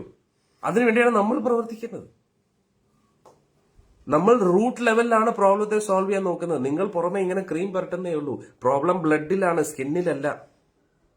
ഇവിടെ പ്രശ്നം സോൾവ് ചെയ്യും. മൃഗത്തിനെ പ്രശ്നം സോൾവ് ചെയ്യുമ്പോൾ അവിടെ വേറൊരു പ്രശ്നം വരും. അവിടെ ഒരു പ്രശ്നം വരുമ്പോൾ അവിടെയും ഇത്. ഇപ്പം ആനിമൽ റൈറ്റ്സിന് വേണ്ടി പറയുന്നു, പട്ടികളെ കൊല്ലാൻ പാടില്ല, ഇതിനെ കൊല്ലാൻ പാടില്ല, പശുക്കളെ എന്ത് വേണമെങ്കിലും ചെയ്യാം. ഒന്ന് ആലോചിച്ചു. കോഴിയെ കൊല്ലുന്നതിനും കുഴപ്പമില്ല, പന്നിയെ കൊല്ലുന്നതിനും കുഴപ്പമില്ല, പട്ടികളെ മാത്രം ഒന്നും ചെയ്യരുത്. പട്ടികളെയും റെസ്പെക്ട് ചെയ്യുന്നു നമ്മൾ. ഈ പ്രപഞ്ചത്തിലുള്ള എല്ലാ ജീവജാലങ്ങളും ഇമ്പോർട്ടന്റ് ആണ്. പക്ഷെ എനിക്കിഷ്ടം ഈ മൃഗത്തെയാണ്, അതുകൊണ്ട് ആ മൃഗത്തെ മാത്രം സംരക്ഷിക്കുന്നു. അതും അന്ധവിശ്വാസമല്ലേ? ഒരു ജീവജാലങ്ങളെയും ദ്രോഹിക്കാൻ പാടില്ല. പക്ഷെ ആനിമൽ റൈറ്റ്സിന് വേണ്ടി പ്രവർത്തിക്കുന്ന വ്യക്തികളെല്ലാം ഒരു പർട്ടിക്കുലർ മൃഗങ്ങൾക്ക് വേണ്ടി മാത്രം സംസാരിക്കുന്നു. പട്ടികളെ കൊല്ലാൻ പാടില്ല, പശുവിനെ കൊല്ലാം, കോഴിയെ കൊല്ലാം. കോഴിക്ക് എന്തോ ജീവനില്ലേ? എന്ത് കോമഡിയാണ് നോക്കണേ. പശുവിന് ജീവനില്ലേ? കാളയ്ക്കും പൂത്തിനും ഒന്നും ജീവനില്ലേ? അവരെയൊക്കെ കൊല്ലാം. അന്നേരം ഇവര് തന്നെ പറയുന്നത് അവർക്ക് തന്നെ ക്ലിയർ അല്ല. അവരുടേതായിട്ടുള്ള ഇഷ്ടമുള്ള കാര്യത്തിന് ചിലപ്പം ഇത് പറയും അത് പറയും, അവർക്ക് തന്നെ വ്യക്തതയില്ല. അന്നേരം സ്വാമിജി അടുത്ത് എന്നിട്ട് പറയാം, നിങ്ങൾ എന്ത് ചെയ്യുന്നു, നിങ്ങൾ എന്ത് ചെയ്യുന്നു? ഒരു സ്വാമിജി എന്ത് പറയുന്നു? റൂട്ട് ലെവലിലുള്ള പ്രശ്നം അത്യാഗ്രഹമാണ്, സ്വാർത്ഥതയാണ്. അത് സോൾവ് ചെയ്യണമെങ്കിൽ നാമം ജപിച്ചേ പറ്റൂ. മറ്റാര് നമ്മളോട് എന്ത് പറഞ്ഞാലും ഇല്ലെങ്കിലും നമ്മൾ ആരാണ് നമുക്ക് നല്ലപോലെ അറിയാം. നമ്മൾ പുറമേ നല്ല വസ്ത്രമൊക്കെ ഇടുന്നു, നല്ല പൗഡറൊക്കെ ഇട്ട്, നല്ല ക്രീമൊക്കെ ഇട്ട് ഭയങ്കര സുന്ദരനായിട്ടും സുന്ദരികളായിട്ടും നടക്കുന്നു. പക്ഷെ ഇതിന്റെ ഉള്ളിലുള്ള എന്തൊക്കെ വൃത്തികെട്ട ചിന്തകളും സ്വഭാവം ഉണ്ടെന്ന് നമുക്ക് എല്ലാവർക്കും നമ്മളെക്കുറിച്ച് നന്നായി അറിയാം. അതിനെയാണ് ആദ്യം മാറ്റേണ്ടത്. പുറമെ വലിയ ഭക്തനായിട്ട് കുറിയൊക്കെ ഇട്ടിട്ടും ഒക്കെ നടക്കുന്നു, പക്ഷെ ഈ ഹൃദയത്തിനകത്ത് നടക്കുന്ന വൃത്തികെട്ട ചിന്തകൾ എന്താണെന്ന് നമുക്കും അറിയാം, ഭഗവാനും അറിയാം. അതൊരു ആദ്യം സോൾവ് ചെയ്യേണ്ട പ്രശ്നം ഇതിനകത്തുള്ള തിന്മകളെയാണ്. ഇത് സോൾവ് ചെയ്യാതെ ലോകത്തെ മുഴുവൻ നന്നാക്കാൻ നടന്നാലും ഒരു രക്ഷയില്ല. അതിന്റെ അർത്ഥം നമ്മുടെ ഉള്ളിലെ മാത്രം ശുദ്ധീകരിക്കാൻ വേണ്ടി മാത്രം പ്രവർത്തിക്കുന്നു, ലോകത്തിന് വേണ്ടി ഒന്നും ചെയ്യുന്നില്ല എന്നല്ല. നമ്മൾ രണ്ടും ചെയ്യണം. നമ്മൾ നാമം ജപിച്ചെങ്കിൽ മാത്രമേ നമ്മുടെ ഉള്ളിലുള്ള ആസുരിക ചിന്താഗതികൾ മാറൂ. എങ്കിൽ മാത്രമേ സമൂഹത്തിന് വേണ്ടി എന്തെങ്കിലും ചെയ്യാൻ തോന്നൂ. ഇതൊന്നും ചെയ്യാതിരുന്നു കഴിഞ്ഞാൽ നമ്മൾ അമ്പലത്തിൽ പോവും, തൊഴുവും വരും, പക്ഷെ നമ്മൾ സ്വാർത്ഥരായിക്കൊണ്ടേയിരിക്കും. ഇന്ന് നോക്കൂ, ഗുരുവായൂർ തിരുസന്നിധിയിൽ എത്രയോ ആൾക്കാർ വരുന്നു. നമ്മുടെ നാട്ടിൽ ഇഷ്ടംപോലെ ക്ഷേത്രങ്ങളുണ്ട്, തൊഴുവുന്നു, വഴിപാട് ചെയ്യുന്നു, വരുന്നു, അത്രയേ ഉള്ളൂ. സ്വന്തം മക്കളോട് പോലും, സ്വന്തം അച്ഛനമ്മമാരോട് പോലും ഒരു സ്നേഹമില്ല. ഭർത്താവിനോടോ ഭാര്യയോടോ ഒരു സ്നേഹമില്ല. എല്ലാവരും അവിഹിത ബന്ധങ്ങൾ പുലർത്തിക്കൊണ്ടിരിക്കുകയാണ്. എന്ത് പറയാനാണ് ഞാൻ? സത്യമായിട്ടുള്ള കാര്യമാണ്. ഈയിടയ്ക്ക് ഞാൻ നമ്മുടെ സത്സംഗത്തിലുള്ള ഒരു അമേരിക്കയിലുള്ള ഒരു ഭക്തയായിട്ട് ഞാൻ സംസാരിക്കുമ്പോൾ നമ്മുടെ ഒരു മാതാജി പറയുകയാണ്, പൊതുവെ നമ്മുടെയൊക്കെ കോൺസെപ്റ്റ് എന്ന് പറഞ്ഞാൽ വിദേശികൾ ഏറ്റവും തരം താഴ്ന്ന വ്യക്തികൾ എന്നാണ്. ഞാൻ അന്നേരം മാതാജിയോട് ചോദിക്കുമായിരുന്നു, മാതാജി അന്നേരം ഈ വിദേശികളൊക്കെ എങ്ങനെ കുടുംബജീവിതത്തിലൊക്കെ അവർ കമ്മിറ്റഡ് ആണോ? അതായത് ഒരു വിവാഹം കഴിച്ച മാതാജി പറയുകയാണ്, വിവാഹത്തിന് മുമ്പേ ആ യൗവന പ്രായത്തിൽ ചിലപ്പോൾ അവരെന്തെങ്കിലുമൊക്കെ തെറ്റുകൾ ചെയ്യും. പക്ഷെ ഒരിക്കൽ വിവാഹം കഴിച്ചു കഴിഞ്ഞാൽ അവർ കമ്മിറ്റഡ് ആയിരിക്കും. എന്തുമാത്രം നമ്മൾ പഠിക്കേണ്ടിയിരിക്കുന്നു.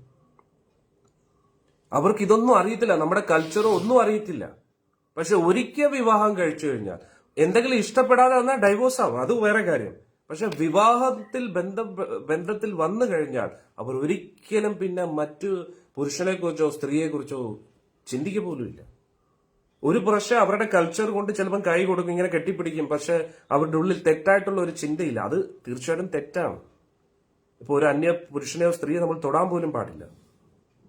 നമ്മൾ അമ്മ എന്നുള്ള രീതിയിൽ ചിലപ്പോൾ ഓക്കെ, പക്ഷെ ഒരു യൗവനാവസ്ഥയിലിരിക്കുന്ന ഒരു സ്ത്രീ പുരുഷൻ ഒരിക്കലും തമ്മി തൊടാൻ പോലും പാടില്ല.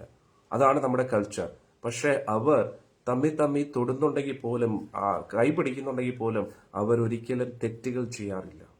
ഒന്ന് ആലോചിച്ച് നോക്കൂ, അവരുടെ സംസ്കാരം എത്രയോ നല്ലതാണ്. നോക്കണേ, എന്നാൽ നമ്മൾ എന്താണ് ഈ വെസ്റ്റേൺ കൾച്ചറിനെ ഇങ്ങനെ കോപ്പി ചെയ്യുന്നത്? അവർക്ക് പോലും നല്ല കൾച്ചറുണ്ട്. അവർ പോലും ദേവാലയത്തിൽ പോവാതിരിക്കത്തില്ല. എല്ലാ ഞായറാഴ്ച അവർ പള്ളികളിൽ പോയിരിക്കും. ബൈബിൾ പഠിക്കാത്ത വ്യക്തികളില്ല. അമേരിക്കൻ കോൺസ്റ്റിറ്റ്യൂഷനിൽ തന്നെ അവരുടെ നാഷണൽ അന്തം തന്നെ തുടങ്ങുന്നത് ഇൻ ഗോഡ് വി ട്രസ്റ്റ്, അല്ലെ? എന്തോ അല്ലേ, ആ ദൈവത്തിൽ ഞാൻ വിശ്വസിക്കുന്നു എന്ന് പറഞ്ഞിട്ടാണ്. ആ പരമോന്നതനായിട്ടുള്ള ഈശ്വരനെ ഞാൻ വിശ്വസിക്കുന്നു എന്ന് പറഞ്ഞിട്ടാണ് അവരുടെ ആ ഒരു കോൺസ്റ്റിറ്റ്യൂഷൻ തുടങ്ങുന്നത്, അവരുടെ പ്രതിജ്ഞ തുടങ്ങുന്നത്. ഒന്ന് ആലോചിച്ചു. അന്നേരം നമ്മൾ ഇംഗ്ലീഷുകാരാണെന്ന് വെച്ചാൽ അതുമല്ല, മലയാളികളാണെന്ന് വെച്ചാൽ അതുമല്ല. നമ്മൾ ആരാണ് നമുക്ക് പോലും അറിയത്തില്ല. ഒന്ന് ആലോചിച്ചു. അന്നേരം ഇനി മത്സ്യമാംസാദികൾ കഴിക്കുവാണെങ്കിലും അതിങ്ങനെ ആക്രാന്തത്തോടു കൂടി എന്ത് പറഞ്ഞ തന്തൂരി ചിക്കനോ അല്ലെങ്കിൽ ഇങ്ങനെയൊക്കെ പറഞ്ഞിട്ട് ഇങ്ങനെ അങ്ങനൊന്നും ഇല്ല. അവിടെ ഭക്ഷണത്തിന്റെ ഡെയിലി എന്ത് പറയുന്ന കുറച്ചെന്തെങ്കിലും കഴിക്കും, അത്രയേ ഉള്ളൂ. അവരത്ര വലിയ ആക്രാന്തത്തോടു കൂടി പോവാറില്ല. ഇനി കള്ളുകുടിയുടെ കാര്യമാണെങ്കിലോ നമ്മൾ ലിറ്റർ കണക്കിനാണ് കുടിക്കുന്നത്. അവിടെ ഉള്ളവര് ഒരു ഗ്ലാസ് കുടിച്ചാലായി എത്രയേ ഉള്ളൂ. ഇവിടെ എന്തോ കുടിച്ച് ടാങ്ക് നിറയ്ക്കുകയാണ്. നമ്മുടെ വയറ് ടാങ്ക് പോലെയാണ് നിറയ്ക്കുന്നത്. ഒന്ന് ആലോചിച്ചു. അങ്ങനെ സത്യം പറയാൻ നമ്മൾ അതപ്പതിച്ചുകൊണ്ടിരിക്കുകയാണ്. എല്ലാത്തിനും അതിൻ്റെതായിട്ടുള്ള ഒരു ലിമിറ്റ് ഉണ്ട്. അന്നേരം ഞാൻ നേരത്തെ പറഞ്ഞ പോലെ പരംപൂജ്യ രാജ്നാഥ് സ്വാമി മഹാരാജ് പറഞ്ഞതുപോലെ ആക്രാന്തം, ആർത്തി, അതാണ് ഏറ്റവും പ്രധാന പ്രശ്നം. നിവേദ്യം കൊടുത്തിട്ട് കുട്ടികൾക്ക് കൊടുക്കും കേട്ടോ, സ്കൂളിൽ പോകേണ്ടവർക്ക്. അന്നേരം ഈ ആർത്തിയും ആക്രാന്തത്തിനുമാണ് ആദ്യം നമ്മൾ സൊല്യൂഷൻ കണ്ടെത്തേണ്ടത്. ഈ ആർത്തിയും ആക്രാന്തവും തീരാതെ നമുക്ക് ഒരു രക്ഷയില്ല. ബാക്കി പുറമെ എന്തൊക്കെ സമാജം, എന്ത് പറയുന്നത്, NSS ആണെങ്കിലും SNDP ആണെങ്കിലും അല്ലെങ്കിൽ ക്ഷേത്ര സംരക്ഷണ സമിതി ആണെങ്കിലും RSS ആണെങ്കിലും BJP ആണെങ്കിലും കോൺഗ്രസ് ആണെങ്കിലും എന്ത് പറയുന്നത് കമ്മ്യൂണിസ്റ്റ് പാർട്ടി ആണെങ്കിലും എന്തിനു വേണ്ടി ഇതൊക്കെ തുടങ്ങുന്നു? ആദ്യം നമ്മുടെ ഉള്ളിലെ ആർത്തി ആക്രാന്തം തീരട്ടെ. അതാണ് ആദ്യം തീർക്കേണ്ടത്. ഏത് സമുദായമാണെങ്കിലും, ക്രിസ്ത്യാനി ആണെങ്കിലും മുസ്ലിം ആണെങ്കിലും നമ്പൂതിരി ആണെങ്കിലും ആദ്യം നമ്മുടെ ഉള്ളിലെ ആർത്തിയും ആക്രാന്തമാണ് തീരേണ്ടത്. അത് തീരണമെങ്കിൽ വേറെ ഒരു രക്ഷയില്ല. എത്ര ശാസ്ത്രം പഠിച്ചിട്ടും കാര്യമില്ല. നാമം ജപിക്കാതെ ഒരു രക്ഷയില്ല. ഭഗവാന്റെ തിരുനാമം ജപിക്കണം. ഹരേ കൃഷ്ണ കൃഷ്ണ കൃഷ്ണ ഹരേ ഹരേ, ഹരേ രാമ രാമ രാമ ഹരേ ഹരേ. ഇങ്ങനെ നാമം ജപിക്കാതെ നമ്മുടെ ഉള്ളില് ഒരിക്കലും ആക്രാന്തം തീരത്തില്ല. കാരണം എന്താ? ഇതൊരു സയൻസാണ്. ജന്മാന്തരങ്ങളായിട്ട് നമ്മൾ ഇങ്ങനെ ശരീരം എടുത്തെടുത്ത് ശരീരത്തിന്റെ പ്രവണത നമ്മുടെ പ്രവണതയായിട്ട് മാറി. നമ്മൾ ശരീരമല്ല, നമ്മൾ ഇതിനകത്തിരിക്കുന്ന ആത്മാവാണ്. അന്നേരം ആത്മീയ ഗുണങ്ങൾ, ആത്മീയ സ്വഭാവമാണ് നമുക്ക് വേണ്ടത്. മനസ്സിലായില്ലേ? നമുക്ക് ആത്മീയ ഗുണങ്ങളാണ് വേണ്ടത്. അന്നേരം ആത്മീയ ഗുണങ്ങൾ വേണമെങ്കിൽ ആത്മീയ അവബോധം വേണം. ആത്മീയ അവബോധം വേണമെങ്കിൽ ആത്മീയ കാര്യങ്ങൾ ചെയ്യണം. ആത്മീയ കാര്യങ്ങൾ എന്ന് പറഞ്ഞാൽ ഭഗവാന്റെ തിരുനാമ ജപം. കലേ ദോഷനിതേ രാജൻ അസ്ഥിരേകോ മഹാൻ ഗുണ കീർത്തനാത് ഏവ കൃഷ്ണസ്യ മുക്തസംഗ പരം വ്രജേ. കീർത്തനാത് ഏവ കൃഷ്ണസ്യ. ഭഗവാന്റെ നാമജപം അല്ലാതെ വേറൊരു രക്ഷയും ഈ ലോകത്തില്ല. ഹരേർ നാമേവ കേവലം കലോ നാസ്തേവ ഗതിരന്യഥ. കലിയുഗത്തിൽ ഹരിയുടെ നാമം അല്ലാതെ വേറൊരു രക്ഷയില്ല എന്ന് സാക്ഷാൽ ഭഗവാൻ തന്നെ പറയും. പുരാണങ്ങളിൽ വരുന്ന ശ്ലോകമാണ് അത്. ചൈതന്യ മഹാപ്രഭു എടുത്തു പറയുന്നു. അതുകൊണ്ട് ഈ ഒരു കലിയുഗത്തിൽ നമ്മൾ ഏത് മതക്കാരാണെങ്കിലും നമ്മുടെ ആ ഒരു പരമ്പരാഗതമായിട്ട് നമുക്ക് ഏത് നാമമാണ് ലഭിച്ചിരിക്കുന്നത്? ഭഗവാന്റെ തിരുനാമ ജപം. മറ്റു ദേവന്മാരുടെ പോലും അല്ല പറയുന്നത്. കാരണം മറ്റു ദേവന്മാര് പോലും കർമ്മബന്ധനത്തിൽ പെട്ടിരിക്കുകയാണ്. ഹരിയുടെ നാമം, കീർത്തനാദേവ കൃഷ്ണസ്യ, കൃഷ്ണന്റെ നാമം. ഭഗവാന്റെ നാമം ജപിക്കാതെ നമുക്ക് വേറൊരു രക്ഷയും ഇല്ല എന്നാണ് നമ്മൾ മനസ്സിലാക്കുന്നത്. ഭഗവാന്റെ തിരുനാമ ജപത്തിലൂടെ മാത്രമേ നമ്മുടെ ഉള്ളിലുള്ള ഭൗതിക ആഗ്രഹങ്ങൾ കുറയൂ. അതുകൊണ്ട് നമ്മുടെ സത്സംഗത്തിലുള്ള എല്ലാ ഭക്തരും കുറഞ്ഞത് 16 മാലയെങ്കിലും ജപിക്കുന്നുണ്ട്. 16 പ്രാവശ്യം 108. ആദ്യമായിട്ട് ഈ വീഡിയോ കാണുന്ന ഭക്തരോട് എൻ്റെ ഒരേ ഒരു അപേക്ഷയേ ഉള്ളൂ. എല്ലാ ദിവസവും മുടങ്ങാതെ ഹരേ കൃഷ്ണ കൃഷ്ണ കൃഷ്ണ ഹരേ ഹരേ, ഹരേ രാമ രാമ രാമ ഹരേ ഹരേ, ഇങ്ങനെ ഒരു 108 പ്രാവശ്യം എല്ലാ ദിവസവും ജപിച്ചു. ഒരു 41 ദിവസം ജപിച്ചു. അതിന് എന്തെങ്കിലും രൂപ കൊടുക്കണോ? വഴിപാടിന് വേണ്ടി ഈ രൂപ കൊടുക്കുന്നു, ആ രൂപ കൊടുക്കുന്നു, പ്രശ്നങ്ങൾ തീരാൻ വേണ്ടി ജോത്സ്യന്റെ അടുത്ത് പോയിട്ട് ദക്ഷിണ നമ്മൾ കൊടുക്കുന്നു, പൂജാതി കർമ്മങ്ങൾ ചെയ്യുന്നു. നമുക്ക് വേണ്ടി ഒരു സിനിമ കാണാൻ വേണ്ടി എത്രത്തോളം കാശ് ചെലവാക്കുന്നു. എന്നിട്ട് നമുക്കൊരു സന്തോഷം കിട്ടുന്നുണ്ടോ? ഇല്ല. കാശ് ഇങ്ങനെ പോകുന്നതല്ലാതെ വേറൊരു സമാധാനം കിട്ടുന്നില്ല. മത്സ്യമാംസാദികൾ കഴിക്കാൻ വേണ്ടി എത്രയോ കാശ് ചെലവാക്കുന്നു. അത്രയൊക്കെ ചെലവുണ്ടോ ഒരു നാമം ജപിക്കാൻ? മടിയാണ് നമ്മുടെ പ്രശ്നം. നമ്മൾ ഒരു സ്ഥലത്ത് ഇരുന്ന് ഹരേ കൃഷ്ണ മഹാമന്ത്രം ഒരു 108 പ്രാവശ്യം ഒന്ന് ജപിച്ചു, തുടർച്ചയായിട്ട് ഒരു 41 ദിവസം ജപിച്ചു നോക്കും. ഒരുപാട് മാറ്റം നമ്മുടെ ജീവിതത്തിലുണ്ടാവും. അന്നേരം മുടങ്ങാതെ ഒരു 16 പ്രാവശ്യം 108 ഹരേ കൃഷ്ണ മഹാമന്ത്രം ജപിക്കുന്ന വ്യക്തികളുടെ ജീവിതത്തിൽ എന്താ നടക്കാത്തത്? അത് ജപിക്കുന്ന എല്ലാ ഭക്തർക്കും അതിൻ്റെതായിട്ടുള്ള അനുഭവമുണ്ട്. അതുകൊണ്ട് നമ്മൾ അത് ചെയ്യണം, മുടങ്ങാതെ ചെയ്യണം. അന്നേരം വിതുരർക്ക് എന്താ സംഭവിച്ചത്? വിതുരർ ഭഗവാനെ അപമാനിച്ച് ഭഗവാനെ അപമാനിക്കാൻ കഴിയില്ല. പക്ഷെ വിതുരർക്ക് നല്ല വിഷമമായി. ഭഗവാൻ ഇത്രയും നല്ലൊരു പ്രസ്താവന കൊണ്ടുവന്നിട്ടും ദുര്യോധൻ സ്വീകരിക്കുന്നില്ല. എന്തുകൊണ്ടാണ് ഞാൻ ഇത് പറയുന്നത്? വിതുരർ എന്തുകൊണ്ട് കൊട്ടാരം ഉപേക്ഷിച്ചു? അതാണ് നമ്മൾ ഇവിടെ ചർച്ച ചെയ്യുന്നത്. കാരണം പരീക്ഷിത മഹാരാജാവിന്റെ ചോദ്യം എന്താണ്? വിതുരർ എന്താ ചെയ്തത്? മൈത്രി ഋഷിയായിട്ടുള്ള സംവാദം എന്താണ്? ഇത് തന്നെയാണ് ശൗനകാദി ഋഷികളും സൂത ഗോസ്വാമിയോട് ചോദിച്ചത്. അന്നേരം അത് എന്താണോ അതിന്റെ സംഭവം നിങ്ങൾക്ക് എല്ലാവർക്കും അറിയുന്നതാണ്. പക്ഷെ എന്നാലും നമ്മൾ ഒന്നുകൂടെ അത് ചർച്ച ചെയ്തു എന്നേ ഉള്ളൂ. അന്നേരം എന്താ സംഭവിക്കുന്നത്? അന്നേരം ഇത്രയും ദ്രോഹം പാണ്ഡവർക്കെതിരെ ചെയ്തിട്ടും ദുര്യോധനാദികളുടെ സ്വഭാവത്തിന് ഒരു മാറ്റവും ഇല്ല. ഇതൊക്കെ കണ്ടിട്ട് വിതുരർ വിഷമിച്ചിരിക്കുകയാണ്. പക്ഷെ വിതുരർക്ക് എന്ത് പറയാൻ പറ്റും? ധൃതരാഷ്ട്രാണ് രാജാവ്. അദ്ദേഹം ഒന്നും മിണ്ടുന്നില്ല. പുത്രസ്നേഹത്താൽ ആൾ അന്ധനായിരിക്കുകയാണ്. സാക്ഷാൽ ശ്രീരാമസ്വാമി, സാക്ഷാൽ ഭഗവാൻ തന്നെ ശ്രീരാമചന്ദ്രമൂർത്തി ആയപ്പോ പ്രജകളിൽ ഒരാള്, താഴ്ന്ന ഒരു വ്യക്തി സീതാദേവിയെ കുറിച്ച് ഒരു ആരോപണം പറഞ്ഞതേ ഉള്ളൂ. അന്നേരം രാജാവ് എപ്പോഴും ഒരു എക്സാംപ്ലറി ആയിരിക്കണം, സമൂഹത്തിൽ എപ്പോഴും ഒരു മാതൃകാപരമായിട്ടുള്ള പെരുമാറ്റമായിരിക്കണം എന്ന് പറഞ്ഞിട്ട് സ്വന്തം ഭാര്യയെ, ഈ സീതാദേവി എന്ന് പറയുന്ന പരിശുദ്ധയാണ്, അഗ്നിശുദ്ധ വരുത്തിയ അതേ ഭാര്യ, ഇതേ ഭാര്യയ്ക്ക് വേണ്ടി ഇത്രയും യുദ്ധം ചെയ്തു. ഒരു ദിവസം പോലും പിരിഞ്ഞു നിൽക്കാൻ പറ്റാത്ത ഭഗവാൻ 4 മാസം ആ വിരഹവേദനയിൽ കരഞ്ഞ അതേ ഭഗവാൻ തന്നെ സ്വന്തം ഭാര്യയെ ഉപേക്ഷിക്കാൻ തയ്യാറായി പ്രജകൾക്ക് വേണ്ടി. അതാണ് ശ്രീരാമസ്വാമി, ശ്രീരാമചന്ദ്ര ഭഗവാനിക്ക് ജയ. അന്നേരം അത്രയും പരമോന്നതനായിട്ടുള്ള ഒരു മാതൃകയാണ് നമുക്ക് ശ്രീരാമസ്വാമിയിൽ നിന്ന് കാണാൻ പറ്റുന്നത്. പക്ഷെ അതേസമയത്ത് ധൃതരാഷ്ട്രോ സ്വന്തം മകന് വേണ്ടി, ഒരേ ഒരു മകന് വേണ്ടി 99 മക്കളെയും കൊന്നു. ആ മകനും പോയി. പക്ഷെ 99 മക്കളെയും കൊന്നു, സ്വന്തം പിതാമഹനെയും കൊന്നു, ആ കുരുവംശത്തെ മുഴുവൻ നശിപ്പിച്ചു. സ്വന്തം അനുജനായിട്ടുള്ള, സ്വന്തം ഇത്രയും സ്നേഹിച്ച ആ വിതുരരെ പോലും ഉപേക്ഷിക്കാൻ തയ്യാറായി. ഇതാണ് സ്വാർത്ഥതയുടെ പ്രശ്നം. പൊതുവെ ആൾക്കാർ പറയും ഈശ്വര വിശ്വാസം ഇല്ലെങ്കിലും കുഴപ്പമില്ല, നന്മ മാത്രം ചെയ്താൽ മതി. അത് ഒരിക്കലും നടക്കാത്ത കാര്യമാണ്. ഈശ്വര വിശ്വാസം ഇല്ലെങ്കിൽ എന്ത് നല്ലത് എന്ന് നമുക്ക് എങ്ങനെ മനസ്സിലാക്കാൻ കഴിയും? നമ്മുടെ സ്വാർത്ഥതയ്ക്ക് വേണ്ടി നമ്മൾ കൂടുതൽ കൂടുതൽ ആൾക്കാരെ ദ്രോഹിച്ചുകൊണ്ടേയിരിക്കും. ഒന്ന് ആലോചിച്ച് നോക്കും. അതുകൊണ്ട് നമുക്ക് അതൊന്നും അല്ല വേണ്ടത്. നമുക്ക് വേണ്ടത് നിസ്വാർത്ഥതയാണ്. എത്രത്തോളം നമ്മൾ ഒരു പ്രോജക്റ്റ് ചോദിക്കുന്നു, ശ്രീരാമ പ്രതിഷ്ഠയ്ക്ക് പ്രോഗ്രാം വല്ലതും ഉണ്ടോ? നമുക്ക് വലിയ സന്തോഷം. നമുക്ക് അന്നത്തെ ദിവസം രാമനാമം ജപിക്കാം, അല്ലേ? തുടർച്ചയായിട്ട് രാവിലെ മുതൽ വൈകിട്ട് വരെ. ഞാൻ അങ്ങനെ വിചാരിക്കുന്നു. ഏറ്റവും മംഗളകരമായിട്ടുള്ള കാര്യമല്ലേ നടക്കുന്ന അയോധ്യയിൽ ശ്രീരാമസ്വാമിയുടെ പ്രതിഷ്ഠ വരികയാണ്. ഇതിൽ പരം സൗഭാഗ്യം വേറെ തീരുണ്ടോ, അല്ലേ? ഈ ഭാരതത്തിന്റെ മുഴുവൻ ആ ഒരു പ്രതിച്ഛായ, ആ ഒരു വലിയൊരു സൗഭാഗ്യം വരാൻ പോവുകയാണ്. നമുക്കെല്ലാം അഭിമാനവും സന്തോഷമാണ്. നമ്മളെല്ലാവരും രാമനാമം ജപിക്കാം രാവിലെ മുതൽ വൈകിട്ട് വരെ, അല്ലെ? അഖണ്ഡ നാമം ജപം, രാമനാമ ജപം തുടർച്ചയായിട്ട് നമുക്ക് ഗ്രൂപ്പിൽ അങ്ങനെ ചെയ്യാമെന്ന് വിചാരിക്കുന്നു. നോക്കാം, എല്ലാം ഭഗവാൻ നിശ്ചയിക്കട്ടെ. എന്നാലും ഞാൻ പറഞ്ഞു വന്നത്,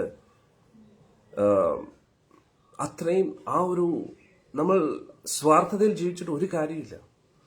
എത്രയൊക്കെ നമ്മൾ കൂട്ടിവെച്ചാലും നമുക്ക് എന്തെങ്കിലും കിട്ടുമോ? ഇല്ല. എല്ലാം ഉപേക്ഷിക്കേണ്ടി വരും. അതുകൊണ്ട് ഈ സത്സംഗം കാണുന്ന എല്ലാ ഭക്തരോടും എൻ്റെ ഒരു അപേക്ഷ അതേ ഉള്ളൂ. നമ്മൾ ഒരു മാതൃക കാണിക്കണം എല്ലാവരുടെ മുമ്പിൽ. നമ്മുടെ പെരുമാറ്റവും നമ്മുടെ സ്വഭാവവും നമ്മുടെ ഭക്തിയും എല്ലാവർക്കും ഒരു മാതൃകയായിരിക്കണം. അന്നേരം ഭഗവാനെ പോലെയോ ഭക്തരെ പോലെ വിതുരരെ പോലെയൊക്കെ പരിശുദ്ധ ഭക്തി നമുക്കില്ലെങ്കിലും നമ്മുടെ കഴിവിന്റെ പരമാവധി നമ്മൾ നിസ്വാർത്ഥരാകാൻ ശ്രമിക്കണം. നമ്മുടെ സ്വാർത്ഥതയ്ക്ക് വേണ്ടി നമ്മൾ ഒന്നും ചെയ്യരുത്. മറ്റുള്ളവരുടെ നന്മയ്ക്ക് വേണ്ടി നമ്മൾ മാക്സിമം പരിശ്രമിച്ചുകൊണ്ടേയിരിക്കണം. അത് വളരെ ഇമ്പോർട്ടന്റ് ആണ്. അന്നേരം വിതുരർ, ഞാൻ വീണ്ടും പറയുന്ന പോലെ, വിതുരർ നോക്കിയപ്പോൾ ഭഗവാനെ അപമാനിച്ചു. ഭഗവാനെ അന്നേരം പിന്നെ ആ ഒരു സ്ഥലത്ത് ഇനി മിണ്ടാതിരുന്നിട്ട് കാര്യമില്ല. ഇതിനു മുമ്പ് എത്രയോ അനീതി അധർമ്മം കണ്ടു. ദ്രൗപതിയെ അപമാനിച്ചു. അന്നേരം തന്നെ വിതുരർ ആകെ വിഷമിച്ചിരിക്കുകയാണ്. എന്തൊക്കെയാണ് കൺമുന്നിൽ കാണുന്നത്. ഏറ്റവും വലിയ നിസ്സഹായ അവസ്ഥയിലായിരുന്നു വിതുരരും പാണ്ഡവരും ഒക്കെ, ഭീഷ്മരും ദ്രോണരും ഒക്കെ. അവർക്ക് ധർമ്മത്തെക്കുറിച്ച് എല്ലാ കാര്യങ്ങളും അറിയാം, പക്ഷെ ഒന്നും പ്രതികരിക്കാൻ പറ്റാത്തൊരവസ്ഥയായി. നമ്മളും അതേപോലെ ആവും. നമ്മുടെ ജീവിതത്തിൽ പല പ്രാവശ്യം നിസ്സഹായ അവസ്ഥയിലാകും. അന്നേരം നമുക്ക് ഒന്നേ ചെയ്യാൻ പറ്റും, ഭഗവാന്റെ നാമം ജപിക്കാം. ഭഗവാനെ, എന്റെ കഴിവിന്റെ പരമാവധി, ഒരു പ്രഭുജി പറയുന്നു, പലരും നമ്മളെ അംഗീകരിക്കുന്നില്ല സ്വാമി. ഇതന്നെയല്ലേ പാണ്ഡവരും അനുഭവിച്ചത് അല്ലേ? അതുകൊണ്ട് നമ്മൾ നിരുത്സാഹപ്പെടാതെ, എനിക്കറിയാം ഇപ്പൊ നമ്മുടെ കുടുംബാംഗങ്ങളാണെങ്കിലും ബന്ധുമിത്രാദികളാണെങ്കിലും നമ്മൾ നാമം ജപിക്കുന്നു എന്നതിന്റെ പേരിൽ ചിലപ്പോൾ നമ്മളെ ഒറ്റപ്പെടുത്തും, അവഗണിക്കാൻ ശ്രമിക്കും. പക്ഷെ അതൊന്നും നമ്മൾ വിഷമിക്കേണ്ട ആവശ്യമില്ല. നമ്മൾ അതൊന്നും ചിന്തിക്കേണ്ട ആവശ്യമില്ല. നമ്മൾ ചെയ്യുന്നത് ശരിയാണെന്ന് നമുക്കറിയാം, ഭഗവാൻ അറിയാം. അന്നേരം ഭഗവാന് സന്തോഷമാകുമ്പോൾ ഒരു ദിവസം ഈ ലോകം നമ്മളെ അംഗീകരിക്കും. അംഗീകരിച്ചില്ലെങ്കിലും അതിനെക്കുറിച്ച് വിഷമിക്കേണ്ട ആവശ്യമില്ല. ഞാൻ എന്റെ കാര്യം പുകഴ്ത്താൻ അഹങ്കരിച്ചുകൊണ്ട് പറയുകയല്ല, ഭഗവാന്റെ കാരുണ്യം മാത്രം ഞാൻ പറയുകയാണ്. ഞാൻ ആശ്രമ ജീവിതത്തിൽ വരുന്നതിന് മുമ്പേ ഞാൻ ഈ മാർഗത്തിലേക്ക് തിരിഞ്ഞപ്പോൾ എല്ലാവരും എന്നെ ഒറ്റപ്പെടുത്തി. എന്റെ കുടുംബങ്ങളും കുടുംബമിത്രാദികളും എല്ലാവരും ഇവ എന്താ ചെയ്യുന്നതെന്ന് പോലും അവർക്ക് മനസ്സിലാവുന്നില്ലായിരുന്നു. പക്ഷെ ഇന്ന് എനിക്ക് നിങ്ങളെപ്പോലുള്ള നല്ല ഉത്തമ ഭക്തരെ ലഭിച്ചില്ലേ, ഒരു കൂട്ടായ്മ. അതിന് അതേപോലെ സജ്ജനങ്ങൾ നമ്മളെ എപ്പോഴും അംഗീകരിക്കും. ആ അംഗീകാരത്തിനും ബഹുമാനത്തിനും വേണ്ടി നമ്മൾ ഒന്നും ചെയ്യാനും പാടില്ല. ഭഗവാൻ നമ്മളെ അംഗീകരിച്ചു കഴിഞ്ഞാൽ എല്ലാവരും നമ്മളെ അംഗീകരിക്കും. സജ്ജനങ്ങൾ, ഭഗവത് ഗുണങ്ങളും ഭഗവത് അനുഗ്രഹങ്ങളും ലഭിച്ച വ്യക്തികൾ നമ്മളെ അംഗീകരിക്കും. ഒരു മാതാജി പറയുന്നു, എല്ലാവരും പറയും ഭക്തി വേണം, അധികമാകരുത്. അവരോട് ചോദിക്കൂ, സ്വത്ത് അധികമാകാം അല്ലേ, സ്വർണം അധികമാകാം അല്ലേ, അതിന് കുഴപ്പമില്ലല്ലോ അല്ലേ? കാശ് ചെലവാക്കുന്നതിന് അത് അധികമാവുന്നതിന് കുഴപ്പമില്ല. വണ്ടി എത്രയാവും അല്ലേ? അന്നേരം ഭൗതിക വിഷയത്തിനാണ് അധികമാകരുത് എന്ന് പറയുന്നത്. അമൃത് പോലും ഒരു ഭൗതികമാണ്. ഭക്തി ആധ്യാത്മികമാണ്. ഭക്തി എന്ന് പറയുന്ന ആധ്യാത്മികമാണ്. അത് എത്രത്തോളം കൂടുന്നോ അത്രയും നല്ലതാണ്. ഇപ്പൊ നമ്മൾ അന്നദാനം ചെയ്യുന്നു. അന്നദാനം ചെയ്യുമ്പോൾ 20 പേർക്ക് അന്നദാനം ചെയ്തു, ഇനി ഒരു 100 പേർക്ക് ചെയ്തു, ഇനി 200 പേർക്ക് ചെയ്തു. അന്നേരം അധികമാകുന്നത് പ്രശ്നമാണോ? നല്ലതല്ലേ? എത്രത്തോളം പാവപ്പെട്ടവരുടെ പട്ടിണി മാറ്റുന്നു അത്രയും നല്ലതല്ലേ? അതുകൊണ്ട് നല്ല കാര്യങ്ങൾ എത്രത്തോളം ചെയ്യുന്നു അത്രയും നല്ലതാണ്. അന്നേരം മോശപ്പെട്ട കാര്യങ്ങൾ എത്രത്തോളം കുറയ്ക്കുന്നു അത് നല്ലതാണ്.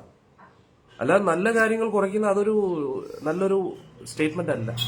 അത് ചുമ്മാ പറച്ചിലിന് വേണ്ടി അവർ ചെയ്യുന്നില്ല അതുകൊണ്ട് മറ്റാരും ചെയ്യരുത് എന്നുള്ള രീതിയിലാണ്. നല്ല കാര്യങ്ങൾ എത്രത്തോളം ചെയ്യണം, നമ്മൾ നല്ല രീതിയിൽ ഇനിയും ചെയ്യണം. പക്ഷെ അവരുടെ വീട്ടിന്റെ കാര്യം ചെലവ് അവർ കുറയ്ക്കാറുണ്ടോ? ഇല്ല. അവരുടെ ഭക്ഷണത്തിന്റെ ആർത്തി തീരാറുണ്ടോ? സ്വർണത്തിനോടുള്ള ആർത്തി തീരാറുണ്ടോ? ഇല്ല. അതൊന്നും അവർക്ക് അധികമായിട്ട് തോന്നാറില്ലല്ലോ.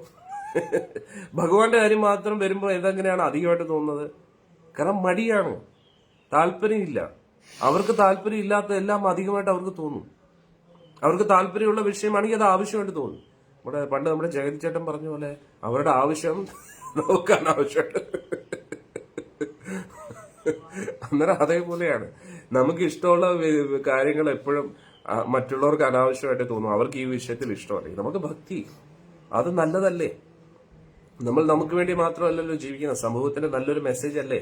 നമ്മുടെ ഉള്ളിലുള്ള ആർത്തിയും ആക്രാന്തവും കുറയുന്നെങ്കിൽ അത്രയും നല്ലതല്ലേ?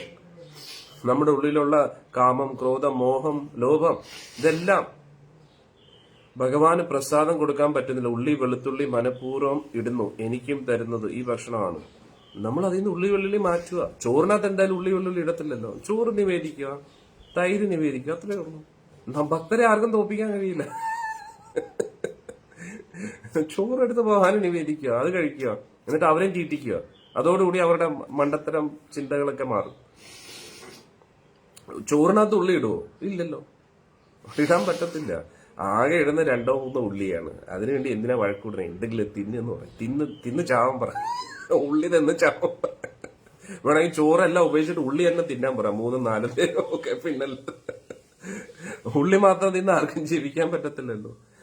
അവര് ചോറ് കഴിച്ചേ പറ്റും. ചോറ് എന്തായാലും നിവേദിക്കാൻ പറ്റും. ചോറ് നിവേദിക്കുക, കുറച്ച് തൈര് മേടിക്കുക, തൈര് എന്തായാലും കിട്ടും. തൈരും ചോറും കൂടെ ഭഗവാന് കൊടുക്കുക, അത്രേ ഉള്ളൂ.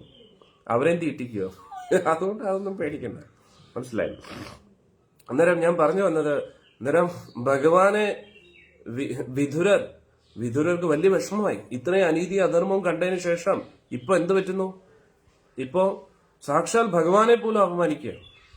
അന്നേരത്തേക്ക് നന്നായി കൊടുത്തു ധൃതരാഷ്ട്ര അടുത്ത്. ധൃതരാഷ്ട്ര പറഞ്ഞു, നിങ്ങൾ കാരണമാണ് ഈ കുലം മുഴുവൻ നശിക്കാൻ പോകുന്നത്. ഞാൻ അന്നേ പറഞ്ഞു ഇവൻ കാരണം ഈ കുലം മുഴുവൻ നശിക്കുമെന്ന്. അന്നേ അവനെ ഉപേക്ഷിച്ചിരുന്ന ഈ ഒരു ദിവസം നമുക്ക് കാണേണ്ടി വരത്തില്ലായിരുന്നു എന്നൊക്കെ പറഞ്ഞു. ഇതെല്ലാം കേട്ടപ്പോ എന്തു പറയുന്നേ, ദുര്യോധന് ഭയങ്കര ദേഷ്യം. ദുര്യോധനൻ പറഞ്ഞു, നിങ്ങൾ ഒരു നായെ പോലെ നമ്മുടെ ഔദാര്യത്തിൽ ജീവിക്കുന്ന വ്യക്തിയാണ്. ഒന്ന് ആലോചിച്ച് നോക്കണം, ആരോടാ പറയുന്നത്? ചിറ്റപ്പനോട്, സ്വന്തം ചിറ്റപ്പനാണ്. നീ എന്റെ ഔദാര്യത്തിൽ ജീവിച്ചിട്ട് ഇപ്പൊ നമ്മുടെ മുമ്പിൽ കുറയ്ക്കുന്നോ? ആ ഒരു അർത്ഥത്തിൽ തന്നെ സംസാരിച്ചു. ഇത് കേട്ടപ്പോ ആർക്ക് വേണ്ടിയാണ് വിതുരർ ഇത് പറഞ്ഞത്? ഇതേ കുലത്തിന്റെ നന്മയ്ക്ക് വേണ്ടി. ഒരു ദയയില്ലാതെ കുറെ കഠിനമായിട്ടുള്ള വാക്കുകൾ ദുര്യോധൻ വിതുരർക്കെതിരെ സംസാരിക്കും. നമ്മുടെ ജീവിതത്തിൽ ഇതേപോലെയാണ്. നമ്മൾ ഇവിടെ കൊടുക്കുന്നു, ഇവിടെ വെച്ചു. അന്നേരം ഈ കുടുംബത്തിന്റെ നന്മയ്ക്ക് വേണ്ടി നമ്മൾ ഓഫീസിലാണെങ്കിലും വീട്ടിൽ എവിടെയാണെങ്കിലും നമ്മൾ അവരുടെയൊക്കെ നന്മയ്ക്ക് വേണ്ടി പല കാര്യങ്ങൾ പറഞ്ഞാൽ അവർക്കത് മനസ്സിലാവാറില്ല. ഒന്ന് ആലോചിച്ച് നോക്കൂ.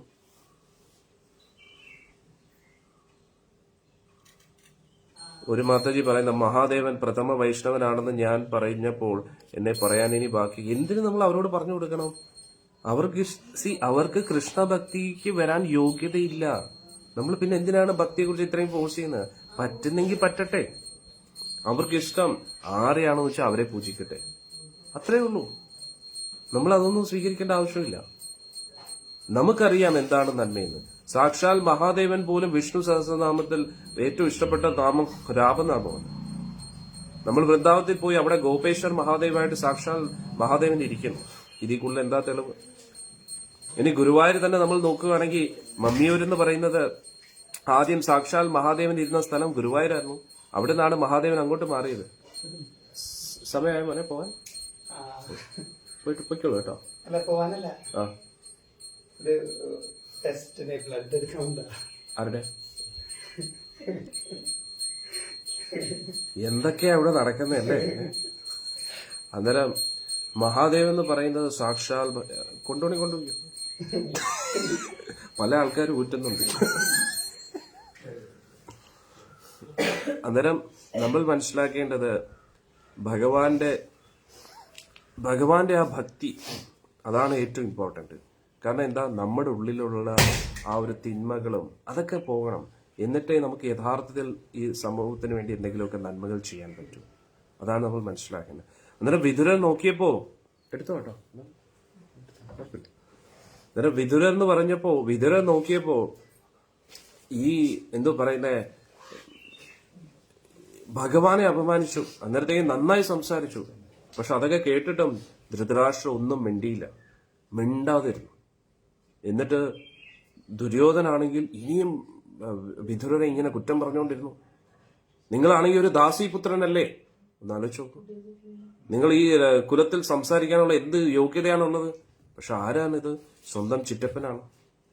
ധൃതരാഷ്ട്രർ ഏറ്റവും കൂടുതൽ ബഹുമാനിക്കുന്ന വ്യക്തിയാണ്. അന്നേരം ഒരു അപരാധം അവിടെ നടന്നു. എന്ത് പറ്റി? ദ്രൗപദിയെ അപമാനിച്ചു, പാണ്ഡവരെ വിഷമിപ്പിച്ചു, ഭഗവാനെ അപമാനിച്ചു. ഇപ്പം താണ്ടെ ഏറ്റവും നല്ല ഉത്തമ ഭക്തനായിട്ടുള്ള സാക്ഷാൽ വിതുരനെയും അപമാനിച്ചു. ഇതേപോലെയാണ് വ്യക്തികൾ. നമ്മൾ നല്ല കാര്യങ്ങൾ പറയും, നാമജപത്തെക്കുറിച്ച് പറയും, ഭഗവാനെ കുറിച്ച് പറയും. പക്ഷെ ആൾക്കാർക്ക് മനസ്സിലാവത്തില്ല. അവർ അഹങ്കാരം കൊണ്ട് മണ്ടത്തരങ്ങൾ ഇങ്ങനെ പറഞ്ഞുകൊണ്ടേയിരിക്കും. ഇവരെല്ലാം എന്ത് ചെയ്തുകൊണ്ടിരിക്കുകയാണ്? ഇവർ സ്വന്തം വിനാശം വിളിച്ചു വരുത്തുകയാണ്. ദുര്യോധന അവസാനം എന്തായി? എല്ലാം നഷ്ടപ്പെട്ടു. തുടയും പൊട്ടി ഇങ്ങനെ കുരുക്ഷേത്ര ഭൂമിയിൽ ഇങ്ങനെ കിടക്കുകയാണ്. ഇതാണ് ഇവർക്കൊക്കെ സംഭവിക്കാൻ പോകുന്നത്. ഭഗവാനെ അപമാനിച്ചു, ഭക്തരെ അപമാനിച്ചു, ഭക്തരെ വിഷമിപ്പിച്ചു. പിന്നെ ആ വ്യക്തിയുടെ ജീവിതത്തിൽ എന്ത് നന്മയാണ് പ്രതീക്ഷിക്കാൻ പറ്റുന്നത്? എല്ലാം നഷ്ടപ്പെടും ആ വ്യക്തികൾക്ക്. ഇതൊരു ശാപമല്ല, ഇത് സത്യമാണ്. കാരണം ഈ പ്രപഞ്ചം നിലനിർത്തുന്നത് ഭഗവാനാണ്. ഭഗവാന്റെ ശക്തിയാണ് ലക്ഷ്മിയും ഈ പ്രപഞ്ചത്തിലുള്ള എല്ലാ ഊർജവും. അന്നേരം ഭഗവാനെ അപമാനിച്ചു, ഭഗവാൻ ഇഷ്ടപ്പെടുന്ന ഭക്തരെ അപമാനിച്ചു കഴിഞ്ഞാൽ അവരുടെ ജീവിതത്തിൽ എന്ത് മംഗളമാണ് നടക്കാൻ പോകുന്നത്? തുടർന്നത് എല്ലാം അബദ്ധമായിരിക്കും. എല്ലാ അവസാനം വിഷമാവസ്ഥയിലേക്ക് എത്തും. ദുര്യോധന്റെ കയ്യിൽ എല്ലാം ഉണ്ടായിരുന്നു, പക്ഷെ എല്ലാം നഷ്ടപ്പെട്ടു അവന്. അതേപോലെയാണ്. അതുകൊണ്ട് നമ്മൾ വിഷമിക്കേണ്ട ആവശ്യമില്ല. നമ്മൾ നമ്മുടെ പാതയിൽ മുന്നോട്ട് പോവുക. അന്നേരം ദുര്യോധനൻ എന്ത് ചെയ്തു? വീണ്ടും വീണ്ടും വിതുരരെ കുറ്റം പറഞ്ഞു. നീ ഒരു ദാസീപുത്രനല്ലേ, നിനക്ക് എന്ത് ചെയ്യൂ? സ്വന്തം ചിറ്റപ്പനാണ്, ഇത്രയും ഉത്തമ ഭക്തനാണ്. ദുര്യോധന്റെ നന്മയ്ക്ക് വേണ്ടിയാ പറയുന്നത്, മനസ്സിലാവുന്നില്ല. ഇത്രയൊക്കെ പറഞ്ഞപ്പോഴും ദുര്യോധന വേണമെങ്കിൽ പറയായിരുന്നു, അങ്ങ് പറഞ്ഞത് ശരിയാണ്, എന്നോട് ക്ഷമിക്കണം, ഞാൻ ചെയ്തത് തെറ്റാണ്, ഇനി ഞാൻ ഒന്നും പറയത്തില്ല, നമുക്ക് എന്താ പരിഹാരം ചെയ്യാം എന്നെങ്കിലും പറയായിരുന്നു. എല്ലാത്തിനും ഉപരി സാക്ഷാൽ ഭഗവാൻ വന്നിട്ട് എന്താ പറഞ്ഞത്? ഇന്ദ്രപ്രസ്ഥം തിരിച്ചു കൊടുക്കണമെന്നാണോ പറഞ്ഞത്? അല്ല. ഭഗവാൻ എന്താ പറഞ്ഞത്? ഭഗവാൻ പറഞ്ഞു, അവർക്ക് അർഹതപ്പെട്ട ഇന്ദ്രപ്രസ്ഥം അത് കൊടുക്കാൻ പറ്റിയില്ലെങ്കിൽ ഓക്കെ, കുഴപ്പമില്ല, 1 ഗ്രാമമെങ്കിലും കൊടുക്കൂ. 5 ഗ്രാമം കൊടുക്കാൻ പറഞ്ഞു, അത് കേട്ടില്ല. 1 ഗ്രാമം കൊടുക്കാൻ പറഞ്ഞു, അതിനും തയ്യാറല്ല. അവസാനം 5 വീട് കൊടുക്കാൻ പറഞ്ഞു, അതിനും തയ്യാറല്ല. 1 വീട് കൊടുക്കാൻ പറഞ്ഞു, അതിനും തയ്യാറല്ല. 1 സൂചി കുത്താൻ സ്ഥലം പോലും കൊടുക്കത്തില്ലെന്നാണ് പറഞ്ഞത്. ഒന്ന് ആലോചിച്ചു. അന്നേരം ഇത്രയ്ക്ക് നീച സ്വഭാവമായിട്ടുള്ള ആ ഒരു ധൃതരാഷ്ട്രർ അതിന് കൂട്ടു നിൽക്കുകയാണ്. ദുര്യോധന്റെ ആ ഒരു ദുഷ്ട സ്വഭാവത്തിന് കൂട്ടു നിൽക്കുകയാണ് ഈ ധൃതരാഷ്ട്രം. പിന്നെ എങ്ങനെയാണ് പ്രതികരിക്കാതിരിക്കുന്നത്? അവസാനം വിതുര ഇതൊക്കെ പറഞ്ഞു. എന്തൊക്കെ പറഞ്ഞിട്ട് ഒരു കാര്യമില്ല. ദുര്യോധൻ വിതുരരെ അപമാനിച്ചു. പറഞ്ഞു, നീ ഒരു ദാസീപുത്രനല്ലേ. ജാതി മതം അതൊന്നൊരു വിഷയമേ അല്ല. ഏത് മതമാണെങ്കിലും മനുഷ്യന്റെ നന്മയല്ലേ ഈശ്വരൻ ആഗ്രഹിക്കുന്നത്. ഒരേ ഒരു ഈശ്വരനല്ലേ. പക്ഷെ ഇതൊന്നും ഇവർ മനസ്സിലാക്കിയില്ല. ധൃതരാഷ്ട്രർ പറഞ്ഞു, നീ ഒരു ദാസീപുത്രനാണ്, നീ ഇവിടെ ഇറങ്ങിപ്പോണം, നീ ജീവിക്കുന്ന തന്നെ നമ്മുടെ ഔദാര്യത്തിലാണ് എന്നൊക്കെ പറഞ്ഞ് പാവത്തിനെ ഒരുപാട് വിഷമിപ്പിച്ചു. പിന്നെ എന്ത് ചെയ്തു വിതുരർ? പിന്നെ അവിടെ നിന്നില്ല. വിതുരർ ആ നിമിഷം അവിടെ നിന്ന് ഇറങ്ങി എന്നുള്ളതാണ്. ആ ഒറ്റ നിമിഷം കൊണ്ട് അവിടെ നിന്ന് ഇറങ്ങി. അദ്ദേഹത്തിന്റെ രാജകീയ ചിഹ്നങ്ങളെ എല്ലാം ഉപേക്ഷിച്ചിട്ട് ആൾ അവിടെ നിന്ന് ഇറങ്ങി എന്നുള്ളതാണ്. ഇതേപോലെയാണ് നമ്മൾ മനസ്സിലാക്കേണ്ടത്. നമ്മൾ നമ്മുടെ കുടുംബാംഗങ്ങൾക്ക് വേണ്ടിയും മിത്രങ്ങൾക്കും വേണ്ടിയും നന്മ കാര്യങ്ങളൊക്കെ പറഞ്ഞു കൊടുക്കുന്നു. അവർക്കത് കേൾക്കാൻ പറ്റത്തില്ലെങ്കിൽ ഒന്നുകിൽ നമ്മൾ നമ്മുടേതായിട്ടുള്ള ജീവിതത്തിൽ ഒതുങ്ങിക്കൊടുക്കുക. പിന്നെ അങ്ങോട്ട് ഒന്നിനും ഉപദേശത്തിന് പോകരുത്. പറഞ്ഞു കഴിഞ്ഞാൽ മനസ്സിലാക്കാത്ത വ്യക്തികളോട് വീണ്ടും വീണ്ടും പറയരുത്. പറഞ്ഞിട്ട് ഒരു കാര്യമില്ല. ഭഗവത്ഗീതയിൽ തന്നെ ഭഗവാൻ പറയുന്ന അസൂയാലുക്കളായിട്ടുള്ള വ്യക്തികളോട് എന്റെ മഹിമകൾ ഒരിക്കലും പറഞ്ഞു കൊടുക്കരുത്. കാരണം അവരുടെ അസൂയയും ഇതൊക്കെ ഇനിയും കൂടിക്കൊണ്ടേയിരിക്കും. അതാണ് അതിന്റെ അർത്ഥം പ്രചരണം ചെയ്യേണ്ട എന്നല്ല. നമ്മൾ എല്ലാവരുടെ ഇടയിലും പ്രചരണം ചെയ്തെങ്കിൽ മാത്രമേ ആരാണ് യഥാർത്ഥത്തിൽ ഇത് അന്വേഷിച്ചുകൊണ്ടിരിക്കുന്നത് എന്ന് നമുക്ക് മനസ്സിലാക്കാൻ പറ്റൂ. ഇപ്പൊ നമ്മൾ ആരും അന്വേഷിച്ചിട്ടാണോ ഈ സത്സംഗത്തിൽ വന്നത്? അല്ല. ഇതിലിപ്പോ ഞാൻ ഫേസ്ബുക്ക് തുടങ്ങുമ്പോൾ ഞാൻ വിചാരിക്കുകയാണ് ഈ അസൂയാലുക്കളായിട്ടുള്ള വ്യക്തികൾക്ക് ഒരിക്കലും ഭഗവാന്റെ സന്ദേശം കിട്ടരുതെന്ന് പറഞ്ഞാൽ പിന്നെ ഞാൻ എങ്ങനെ മനസ്സിലാക്കാൻ പറ്റും? ഇപ്പൊ ഈ ഫേസ്ബുക്ക് പേജ് ലൈവിലാണ് പോകുന്നത്. അന്നേരം എല്ലാവർക്കും ഇത് കാണാൻ പറ്റും. മനസ്സിലായില്ലേ? അന്നേരം അസൂയാലുക്കളായിട്ടുള്ള വ്യക്തികളും കാണും, ഭക്തരും കാണും. അന്നേരം പ്രചരണം ചെയ്യുമ്പോൾ നമ്മൾ അത് നോക്കേണ്ട ആവശ്യമില്ല. പക്ഷെ നമ്മുടെ കൂടുതൽ സമയം ഒരിക്കൽ പറഞ്ഞിട്ട് അവർക്ക് മനസ്സിലാവുന്നില്ലെങ്കിൽ പിന്നെ അവരോട് കൂടുതൽ പറയണ്ട. അവർക്ക് മനസ്സിലാവുന്ന ഭാഷയിൽ പറഞ്ഞു കൊടുക്കുക. എന്നിട്ട് മനസ്സിലാവുന്നെങ്കിൽ പിന്നെ നമ്മൾ നമ്മുടെ കാര്യം നോക്കി മിണ്ടായിരിക്കുക. അർഹിക്കുന്ന വ്യക്തികൾക്ക് ആ ഒരു രീതിയിൽ അറിവ് പറഞ്ഞു കൊടുക്കണം. അത് നമ്മുടെ കർത്തവ്യമാണ്. പ്രചരണം ചെയ്യണം. പക്ഷെ അസൂയാലുക്കളായിട്ടുള്ള വ്യക്തികളാണെന്ന് മനസ്സിലാക്കി കഴിഞ്ഞാൽ പിന്നെ അത് നമ്മുടെ ബന്ധുമിത്രാദികളാണെങ്കിലും എത്ര അടുത്ത ബന്ധുവാണെങ്കിലും നമ്മൾ മനസ്സിലാക്കുക, ഇവർക്ക് ഭഗവാനോട് വിദ്വേഷമുണ്ട്. ധൃതരാഷ്ട്രയുടെ സ്വന്തം മകനാണ് ദുര്യോധൻ. പക്ഷെ ധൃതരാഷ്ട്രൻ ഭഗവാന് പകരം എന്ത് ചെയ്തു? മകൻ പറയുന്നത് കേട്ടു. അതേപോലെ മണ്ടത്തരം നമ്മൾ കാണിക്കരുത്. ഗാന്ധാരിയും അതേപോലെ മണ്ടത്തരം കാണിച്ചു. പക്ഷെ കുന്തി ദേവി എങ്ങനെയാ? ധർമ്മിഷ്ഠരായിട്ടുള്ള മക്കളായിട്ട്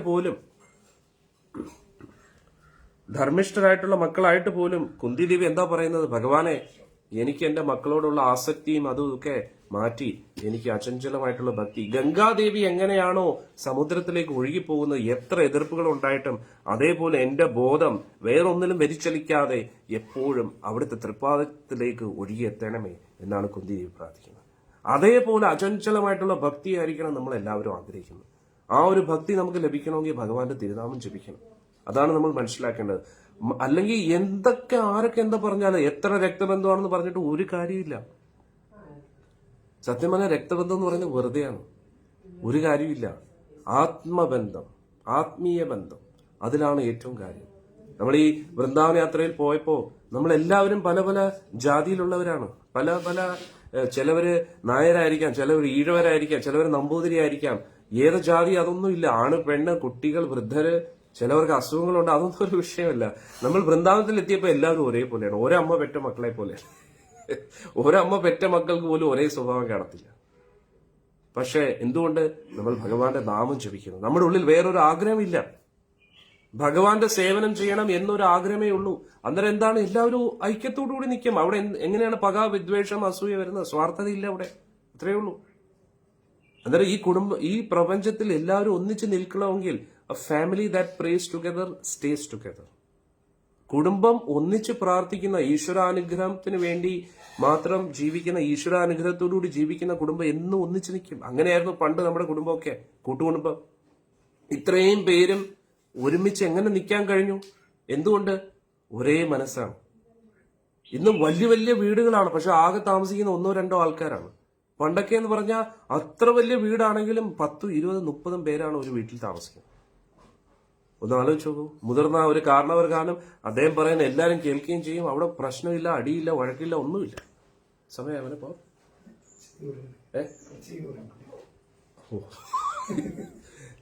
അന്നേരം അങ്ങനെ കുറച്ച് കാര്യങ്ങളൊക്കെ ഉണ്ട്. അന്നേരം ഇനി ബാക്കിയെല്ലാം നമുക്ക് അടുത്ത സത്സംഗത്തിൽ കാണാം. ഇന്ന് ഉച്ചയ്ക്ക് ചിലപ്പം കാണത്തില്ല. ഇന്ന് ഉച്ചയ്ക്കും വൈകിട്ടും കുറച്ച് കാര്യങ്ങളൊക്കെ ഉണ്ട്. അന്നേരം നാളെ രാവിലെ നമുക്ക് വീണ്ടും കാണാം കേട്ടോ. ഇന്ന് വന്ന എല്ലാ ഭക്തജനങ്ങൾക്കും സത്സംഗം എടുക്കാൻ പറ്റാത്തതുകൊണ്ട് വിഷമിക്കരുത്.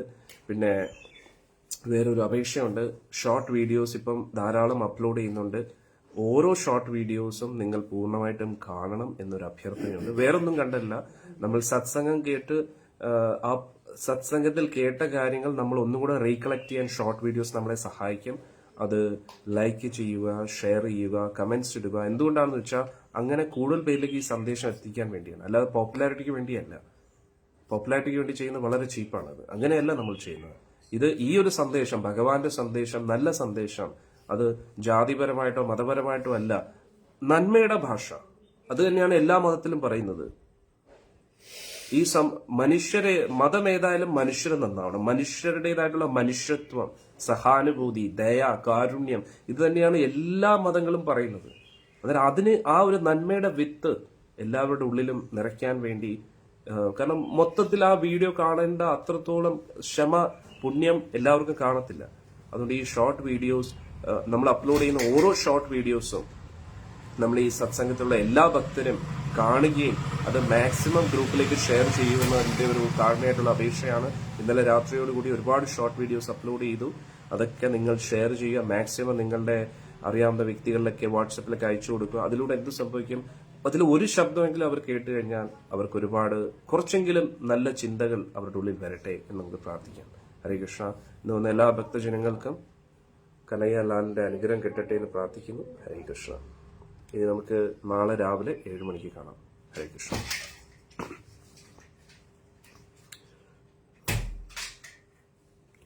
ഹരേ കൃഷ്ണ.